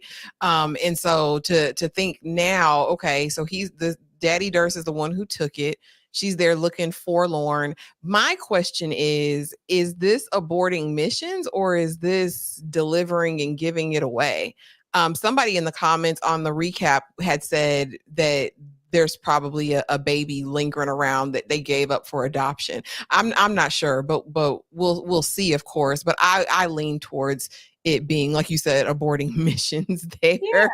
Yeah. It's just so disturbing. The whole tryst is disturbing. My question is, it would be, hopefully before the end of the season, we get a flashback of what happened, because clearly Alan found out something. And I'm wondering if he did eventually move out with Maddie, if he did leave the mom for her, did it become public, or did the son just happen to, come in and interrupt a thing with them? As far as the notion of her unaliving him, I wouldn't run it by her. There is something nefarious that we still don't know about Maddie. I felt it since the first episode. She has done something terrible. And I just can't wait till we get the reveal of that. Yeah, and when she gets in this dress, hopefully you got a slide for that. I see it written on the screen, but I don't want to talk about it right now because I have a whole thing about Maddie and Cleo's dress. But yeah, that's my thought. Fidgeting like she don't. Kay. Look, for all we know, Maddie might have been cheating on Daddy Durst and unalive that man so that he wouldn't be found out. With her, I wouldn't put nothing past her. What? Look, if she did it one time, we don't know if she did this again. We don't know if this is a pattern. We see she hadn't grown since she was that age at this point. And you know what? Because she is this way,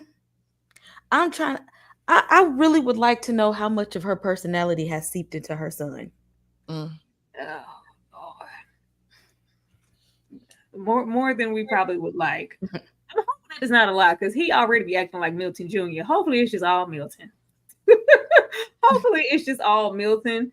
But yeah, I can't wait to see what happens and unfolds with Daddy Durst. This is definitely not them running off and him actually leaving the family. He wasn't going nowhere with Maddie. He was using Maddie just for what these type of predatory men would use young Maddie for. He wasn't leaving that lady. She thought he was. They never do. They never leave. They never leave. Getting here. Flat, do you work for Mr. Gordon? Maddie's second warning to leave all of this alone. Second, third, fourth, fifth. I'm going to just call it the second, because this is the second major one along with Bob's. One too many coincidences with all roads leading back to me. You know what? I want to be alone. Now, Maddie is getting all the way up into Cleo's dress. I don't know why at that moment. I thought maybe she was just going to take it out and look at it. I didn't. What does it say about her that she just wanted to put it on? Like, be in it. I was like, why? I thought she was going to look at it and lay it on the bed like, oh my God, I had her dress in my closet this whole time. The fact that she put it on in the way that clerk references, like, basically took it all the way, snatched it off her back. Like, it's something. It left a nasty taste in my mouth to see her putting on this dress and not even just wearing it, but fidgeting in it. Like, clearly she wasn't comfortable, but she made it a point to put it on and she never took it back off. I don't know what they trying to say with that, but we also have Plaid, coming through the windows. He ain't gonna never use the door. Plaid ain't gonna never use the door. He's gonna continue to come through this window, and he is pretty much trying to do what he's been trying. Like, stop! You don't have to do all of this. Have your little helpline job. This situation has ramifications for a lot of people in this community that you couldn't possibly fathom. Leave this alone, Maddie. Now, with that being said, do you have connection to Mr. Gordon? I didn't hear a definite no. I didn't hear a definite no. And with all of the people who are on Mr. Gordon's payroll, I wouldn't put it past him. And that would explain why he was all on the radio, all on the record, all down there at the club, constantly at that bar and just in that space. We were in on this together. And then even taking it back to his partner, just to say, like, we all have our own separate secrets. Like, I don't put it past Platt to be in there, taking money or whatever, doing something under the table like everybody else. Now, how far he is connected, that will be interesting to find out. But we leave off with him leaving because he wanted to pretend in this moment that he cared about Maddie beyond just a sexual nature. I don't have time for that. Like, I know what you came here for. Ashley? When Maddie said, Officer Black, you whiter than the whitest white man. I fell out. I thought that was hilarious. I did. I said, go ahead, Maddie. I'm gonna clap for you one time. Just one single solitary clap. That's all you get. But take off that lady dress. It's weird. It's sick. Maddie's a weirdo. Maddie's probably smelling the smells, thinking she's channeling something, thinking she's being deep. She probably lit up one too while she was in that dress in the floor like a serial unaliver, cutting up all them pictures. Girl, get a grip and get a clue. This is literally the undoing of Maddie. I feel like from this, it's going to be just a complete downward spiral because you're seeing her literally lose it as she's going through this. She's obsessive. She's doing all the things. I too agree that Ferdy, it probably is on a couple people's payrolls. He's ambitious as well. Like we talk about Maddie's ambition. I believe for him to have become the first Black detective in Baltimore, he has a level of ambition as well and has been willing to do things. I know that only his partner was aired out as being dirty. I think he might just walk a little bit more circumspect than he did, but I don't think it's above him, especially with his proclivity to like secrecy and all that. Even when Cleo asked him for help, that's when I saw Platt for who he truly was. You ain't for the people. She asked for your help and you was basically like, well, I can keep you safe for a minute, but that's it. So I knew he wasn't for the people then. But yeah, this is her second warning. And we know in any of these shows or movies, when people get warnings like that, it's not for no reason. Her destruction was imminent. Child, he definitely ain't for the people. He up in here climbing through Maddie's window. Kay, I'm not gonna play with you in these comments. Somebody he climbing through the window like, bro, man, upstairs, fifth floor. Kay, what did you think about this? I just kept watching him come through the window. I'm like, your name is not Brumman. Why are you coming in that way? You don't have to do that. You don't have to do that. You know, if you looked in the DSM next to borderline personality disorder, I'm pretty sure Maddie's picture would be there. Because this is a classic personality disorder. She's not unraveling now. She hadn't been wrapped too tight for a long time. She already wasn't wrapped too tight. This is just part of an extension of Maddie, and we're seeing more and more of her as these episodes go along because she's willing to go not low to get to the story she's trying to get, but she's willing to go to hell at this point to prove a point. She is willing to go to hell. We don't know the depths that she will take to try to prove a point, and I don't put nothing past her at all. Like if you're willing to put on a deceased woman's dress, keep the dress on, confront a man because he saw her before he saw you, and you still have the dress on, and then now you want to be alone. After you was trying to holler at him at the woman's funeral whose dress that you have on. Make it make sense, Maddie, because this is all lunacy. Oh, I love saving Nikki for last because I just feel like she's gonna cape for Maddie. Nikki. Okay, so this might sound far-fetched, but I got a prediction. Okay. Now, I think it's pretty evident that a reckoning is coming for Maddie. Mm-hmm. And like I speculated earlier, I think Shell has people from, in the white community working for him. I think that Shell has that cop that saw Platt go through her window last episode. We did not get him this episode now. Mm-hmm. I think he's working for Shell, and Shell is going to discover the connection between Platt and Maddie. I think Platt does work for Shell, and I think some type of threat is going to come. If you want XYZ, you're going to have to take out Maddie. I think Platt going to be the one that has to kill Maddie. I think he's going to kill Maddie. I definitely think Maddie is going to die because the voiceovers twice have told us how chasing this dream will lead to her death. But it might be far-fetched, but that's what I think. I think Platt gonna be the one to take out Maddie because he's the one that's gonna be able to get close to her to even take her out. So yeah, that might be far-fetched. First of all, it don't take much to get close to Maddie. But I will also say when Maddie found out that yellow dress was on Cleo, I thought she was gonna come home, pull the dress out, You know, I would think it's morbid. I would be weirded out. I would throw the dress in the trash. I did not expect Maddie to put the damn dress on. I feel like Maddie was probably touching herself in that dress. Like, Maddie is just so weird. She was doing weird things in that dress.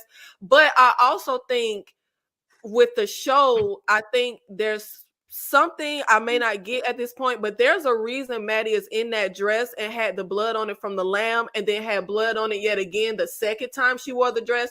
And if I'm not mistaken, the blood looked like it was in the same spot that it was the first time. So I think there is a reason she had to be in that dress before confronting Stephan's mom and getting blood on it yet again. Yeah. But no, that's not far-fetched. I definitely think because we still don't know, because I zero in on Judith's stank ass, because I don't like Judith. Leave Judy alone. Gordon could have, had that man on the payroll say, keep watch on that heifer, keep watch on that whole situation. We don't know. Something's gonna happen. But if there was left up to somebody to get close to Maddie, it would be Officer Black. We shall see. We shall see. Oh man. Just ready to get on, ease on down the road towards this ending. I'll come to Ashley, because you're looking confused. I'm coming to you. Who said that? I will not rot in jail for you. You would have did the same for your son. Who said that? Oh, that's easy, Ashley. Is that gotta be Stephan's mama? I don't know. Let's see. Yep. Yeah. It's definitely Stephan's mother. Definitely Stephan's mother. Ciao. Your son does love talking to me. Maddie's tested and tried to gaslight the wrong one, and Stephan's mother, who clearly is not all there. The dead end sign was ignored. That escalated quickly. Baby, what? What? Child.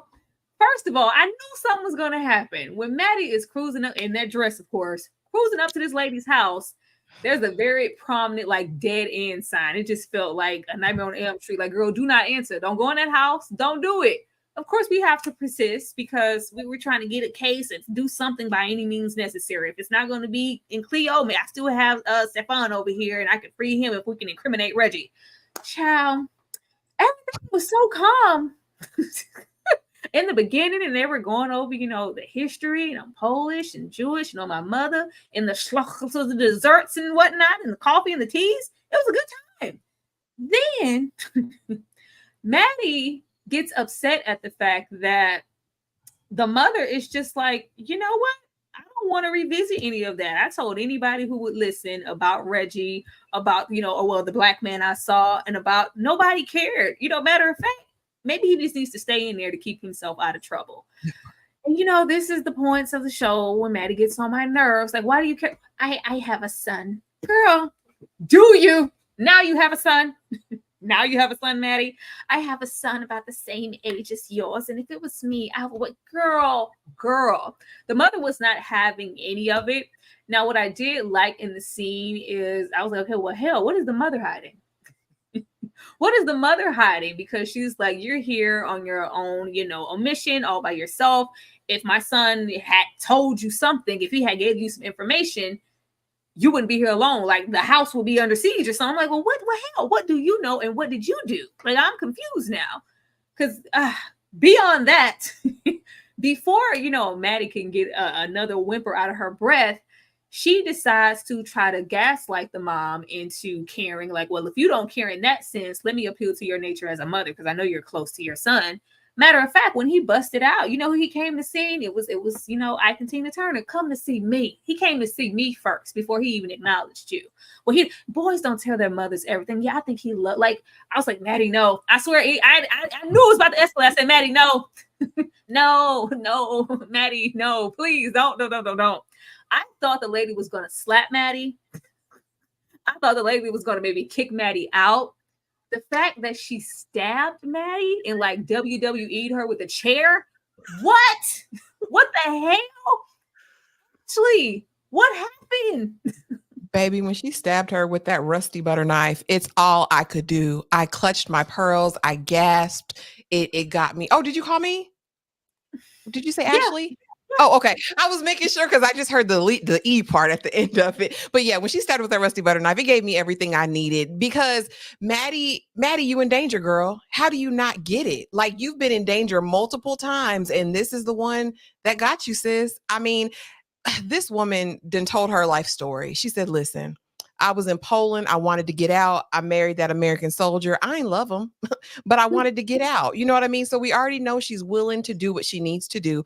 We saw her when she snatched him out that tub with them fishes and beat him with that wet towel. We knew what kind of time Cassia was on, his mama, whatever her Kasia, whatever her name is. We knew what type of time she was on.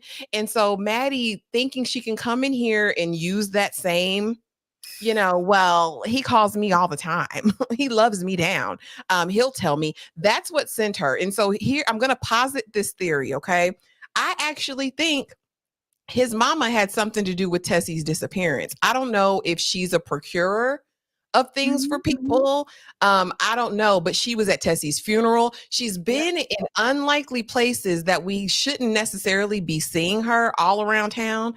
So I do think that she had something to hide and she knew Maddie was getting close to exposing her. Now, Maddie dragging herself, bleeding out like the Scream movie, that was a lot for me. And I said, well, this is her end. I didn't know how she was going to get out of that, baby. But we go in that kitchen. I said, you a old school war criminal or something to slit your own throat. That is some nasty diabolical work. She said, I'm not letting you take me out. Listen, war criminal. I don't know what this lady done been through, but it's a lot for her to do that. This gave me everything I needed, y'all. It did. I loved this scene. Again, this was my favorite episode of the season so far, and I cannot wait to see Maddie get out of this. And what her recovery is going to be like.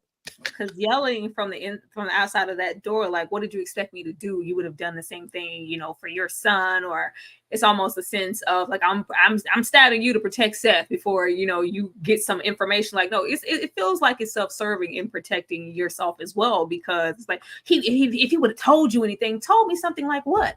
What else is there to tell? And the only reason, legit reason, as this loving, caring mother, beating him with that towel aside or whatever she's trying to pretend to be, regardless of the situation, if there was a chance to get your son out, why wouldn't you jump at it? Something going on. Nikki? Now, why y'all ain't got the same smoke for Stephan mama marrying that man she ain't loved that y'all had for Maddie marrying Milton when she ain't loved him? Please. She is not in a hostile situation. What hostile situation was Maddie in? Maddie in her privilege, baby. She was all. This lady said she was all out there at concentration camps. She was in the middle of war time. Child, I was trying to get away. That's what I was trying to do. Maddie. I literally just saw this show before we went live, so I'm gonna retract what I said earlier because I haven't sat with the show yet. I think Maddie was wearing the yellow dress to foreshadow that something was going to go down in this scene and she was going to get blood on her dress. And like Ashley said, when we saw the mom beat the white off her son, we knew she, had a few screws loose. And I definitely think if somebody comes to you and says something was told, if there's nothing to be told, you just going to be like, you're only going to kind of get a reaction if there is actually something that her son could have told Maddie. So it definitely gives the vibe that there is something there that he could have told Maddie. But I also feel like, again, I'm going to side with Maddie. She did the same thing Bob would do. If Bob ain't got a son, he'll make up a son. You going to say and manipulate and do whatever you need to do to get the information. No, Nikki, I ain't letting you have that. She didn't say... if it was my son, I would be out there scouring these streets. That same shit she tried to, dang it, I cuss. That same stuff she tried to pull with Tessie, it was some allure and some sexual nature to it. What he called, like, I can get any, like, it's that her throwing them feminine wiles, them little chi-chis and people like, you trying to use what you got. You trying to use this is not a situation to use what you got. This is a mom. First of all, she's at the end of the road, baby. Come on in here. I don't have anything to lose. They're already shutting down my business. My son is in jail. We probably pariahs in the community. Come on in here. What else can you take from me? This lady was already at the end of her rope. Maddie went in there looking. There's tissues everywhere. There's, stuff looks astray. She's clearly been in there crying and sobbing and contemplating whatever may have happened and whatever involvement she's has. She tried the wrong person. Yes, she did. But am I the only person that watches like Law and Order? All cops and reporters do is lie and manipulate. Like Maddie is no different. Stabler will say all kind of ish. He will pretend that he, understand why the pedophile be messing with the kids. They will say anything to get info. Maddie, what she gonna use is, your son called me. It's not.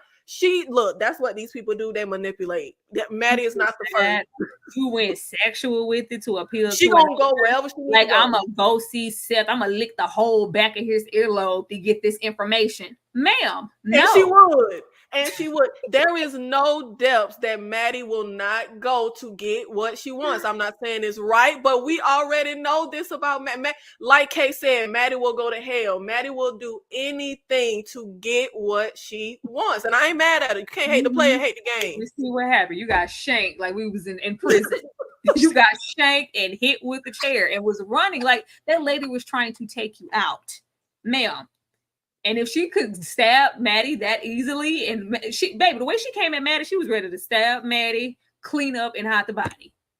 And I will say, I'll agree with Kay on the white privilege thing. If at this point, now they didn't really question Maddie when she found Tessie. If at this point, she in this house and this lady throat slit, and it ain't no, hey, you found the body, you keep having these connect. Now at this point, if the cops don't look at Maddie's suspect, then I will hop on K train with her getting this white privilege, because this is a little too. This whole scene is too much. It's too much. Maddie thought she was Clarice going in here all solo dolo. Baby, you ain't got no protection. Who are you? You okay? You thought okay? First of all, we not gonna compare this heifer to the Elliot Stabler, okay? That's what we not gonna do. Yes, Stabler was willing to go to the ends of the earth to get justice, because he was seeking real justice. Okay, Stabler actually cared about his wife and all his 6 kids. Okay, he actually cared about his family. He cared about the victims in this case. So yes, he was gonna do what he needed to do to seek real justice. That's a real Marine right there. We ain't gonna do Elliot Stabler. This one right here, though. This one is she different. She is using a tactic to show that I know more than you do. I got the one up on your son because you don't know him like I do. I didn't send him on OnlyFans, okay? You don't know what me and him got. He came to see me to get my photos. So he ain't tell you about us and our secret relationship. And she don't know that his mama, this the person that raised him, okay? She said, leave his ass in the jailhouse, all right? I know what he's capable of. You didn't see his naked ass in the bathtub with them fish and a gas mask on. You don't know that he's weird. He is where he needs to be. Why you trying to get him out? Especially if you say he rolled up on you in your house. Why you want him out? Help me, Maddie, to understand. You're doing way too much here. And also, I am seeing some foreshadowing with a lot of relationships between mothers and sons. If the trigger is going to be pulled on Maddie at the end, it's going to be her own child. Oh, not Steph. No, baby, no. Not the baby, Kay. Please, Steph, no. Milton, save him. Don't do it. Milton busy with his 25-year-old. Oh, but we do have Maddie, slither her way to that phone with all of the trail of blood, but she doesn't give a precise, location of where she is. I think it's safe to say that Maddie's going to survive this moment, even though we left on a cliffhanger and she kind of killed over from the loss of blood. Everybody think Maddie okay? Maddie leaving that heifer got 9 lives. It's gonna be something we need to. I mean, she's gonna need blunt or like a point blank shot to the dome to take her out. Because this is light work. And then she's gonna get all the sympathy, honey. She'll be limping. She'll be, oh my god, oh, I'm not okay. It rearranged my pancreas. I need you to. Now can I get my byline? That's gonna be. What happened? Now can I get my byline? Can I get my story in the paper? She came at me. I wasn't prepared. I was in there all alone in the house. And all I said was, I'm trying to free your son. I'm trying to do something positive for the both of you. Reunite a broken family. And she just came at me with a butter knife. I didn't know what to do. I was on the floor. She need to be arrested because she ain't got no real job. She ain't no real reporter. She ain't no detective. She ain't even a top flight security guard over there at them people's house. She ain't got no warrants. You ain't got no badge. What are you here for, man? Oh, Tommy, you ain't got no job, man. Top flight security of the world, Craig. Oh, I love it. Yeah. Maddie's gonna this is a story in itself. Yet another story for Maddie, huh? Now you're involved. Ciao. Leaving off this episode, what do we think is coming up next? Kay, I'm gonna come to you first because I just love Kay this live. Kay, what's happening next? Baby. Reggie's gonna have a new injury.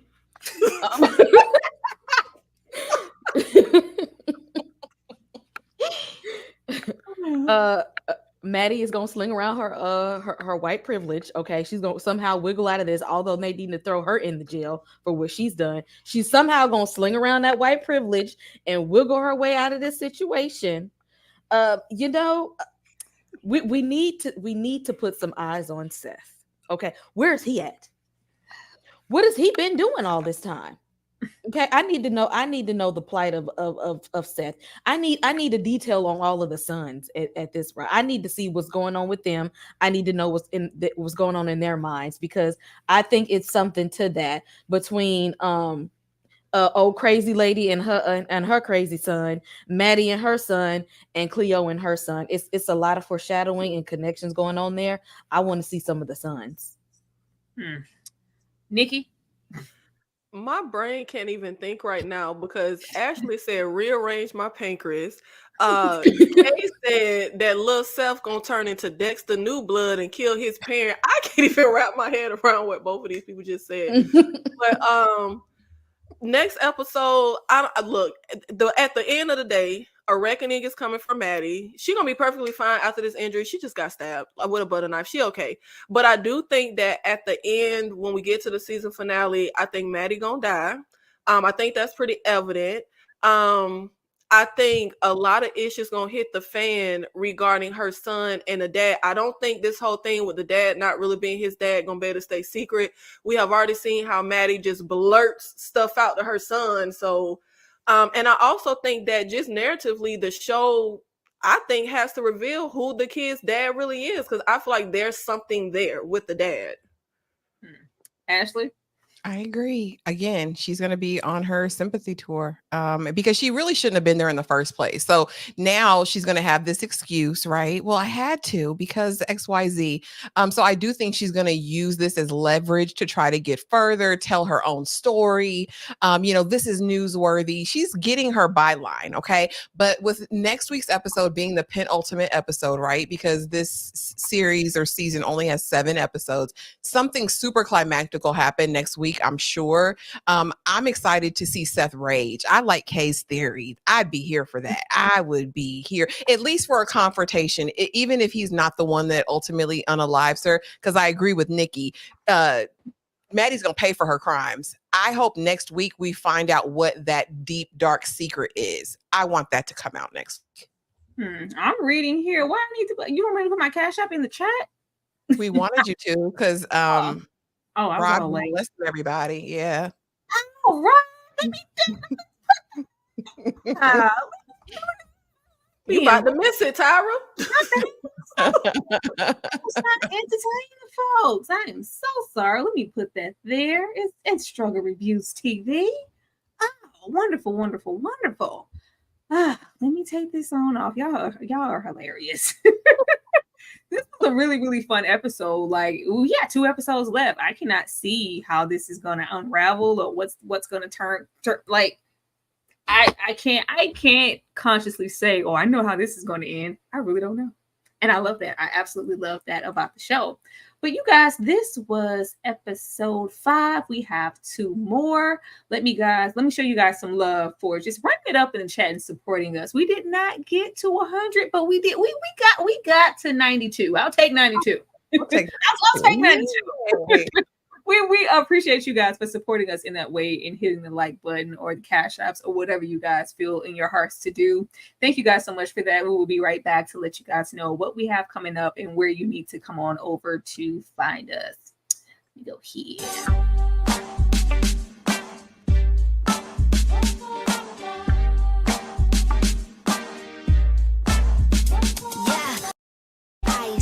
I said I'd rather be famous instead. I let all that get to my head. I don't care, I paint the town red. She devil, she bad little, she rebel. Take a whole lot from me, she devil, she bad little, she rebel.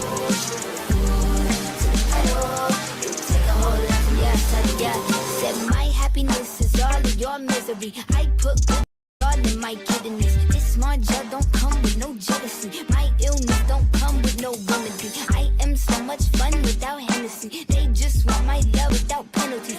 Show me your if you simple me. I'm going to glow up one more time, trust me. I have magical foresight. You gon' see me sleeping in courtside. You gon' see me eating 10 more times. Ugh, you can't take nowhere. Ugh, I look better with no hair. Ugh, ain't no sign I can't smoke here. Ugh, yeah, give me the chance and I'll go. Nikki, I am going to come to you first. Let the people know what you have coming up on your channel. Yes, thank you. I don't always cape for white women, okay? So come on over to the channel because I was just caping for Maddie, okay? But you guys voted for our upcoming content that will be Tuesday. Black horror movies you might have missed recommendations. So that will be Tuesday because we are on an upload schedule. Tuesdays, new content. Thursdays, watch along. And Saturdays are for horror. We do KillerCon on Saturdays where I have a live horror panel, including Miss Tyra and Miss K and a special guest. And we talk all things horror. And then Sunday, I'm going to be back caping for that white woman, Maddie, okay? And all her shenanigans because I'm going to stand up for everybody that's hoeing around and I'm going to stand up for everybody that's doing dirt. I'm here for her, okay? Thank you. I just can't with her. Ashley, I'm going to come to you next.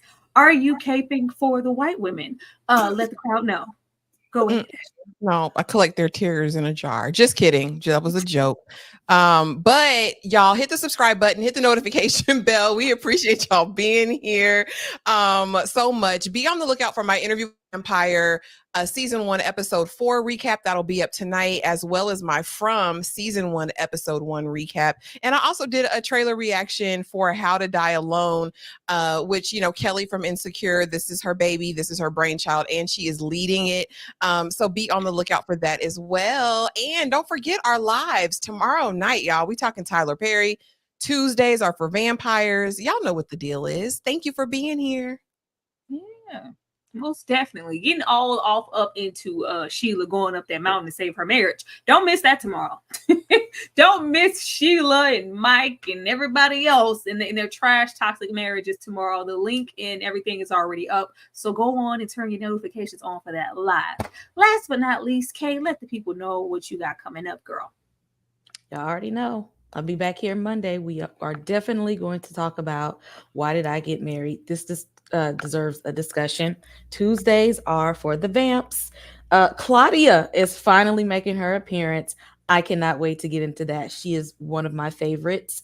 I'm going to do a little short throwback to highlight Vampire in Brooklyn. We kind of talked about it a little bit. I want to just throw a little something out there about that one. Bel Air is starting, so we've got to talk about Bel Air, of course. And of course, our Saturday horror panels. Y'all need to hit subscribe on everybody's platform. And y'all, I am this close to the 1K. So please hit that subscribe button. If you are in here, you should have already hit that subscribe button by now. Don't play with her. Don't play with her in that subscribe button. Thank you, Kay. Go support and get Kay to those 1,000 subscribers. But you guys, that is all that we have for tonight. We will be back with more Cleo, more Maddie, more Officer Platt. hopefully less Judith. You know, we gonna come back for the people. We're gonna come back for the people, and we will definitely see you guys next Sunday. Thank you guys so much for being here. Y'all have a good night. Can you hold on, son? Dang. Lord, hey, give me a minute to get off of this thing.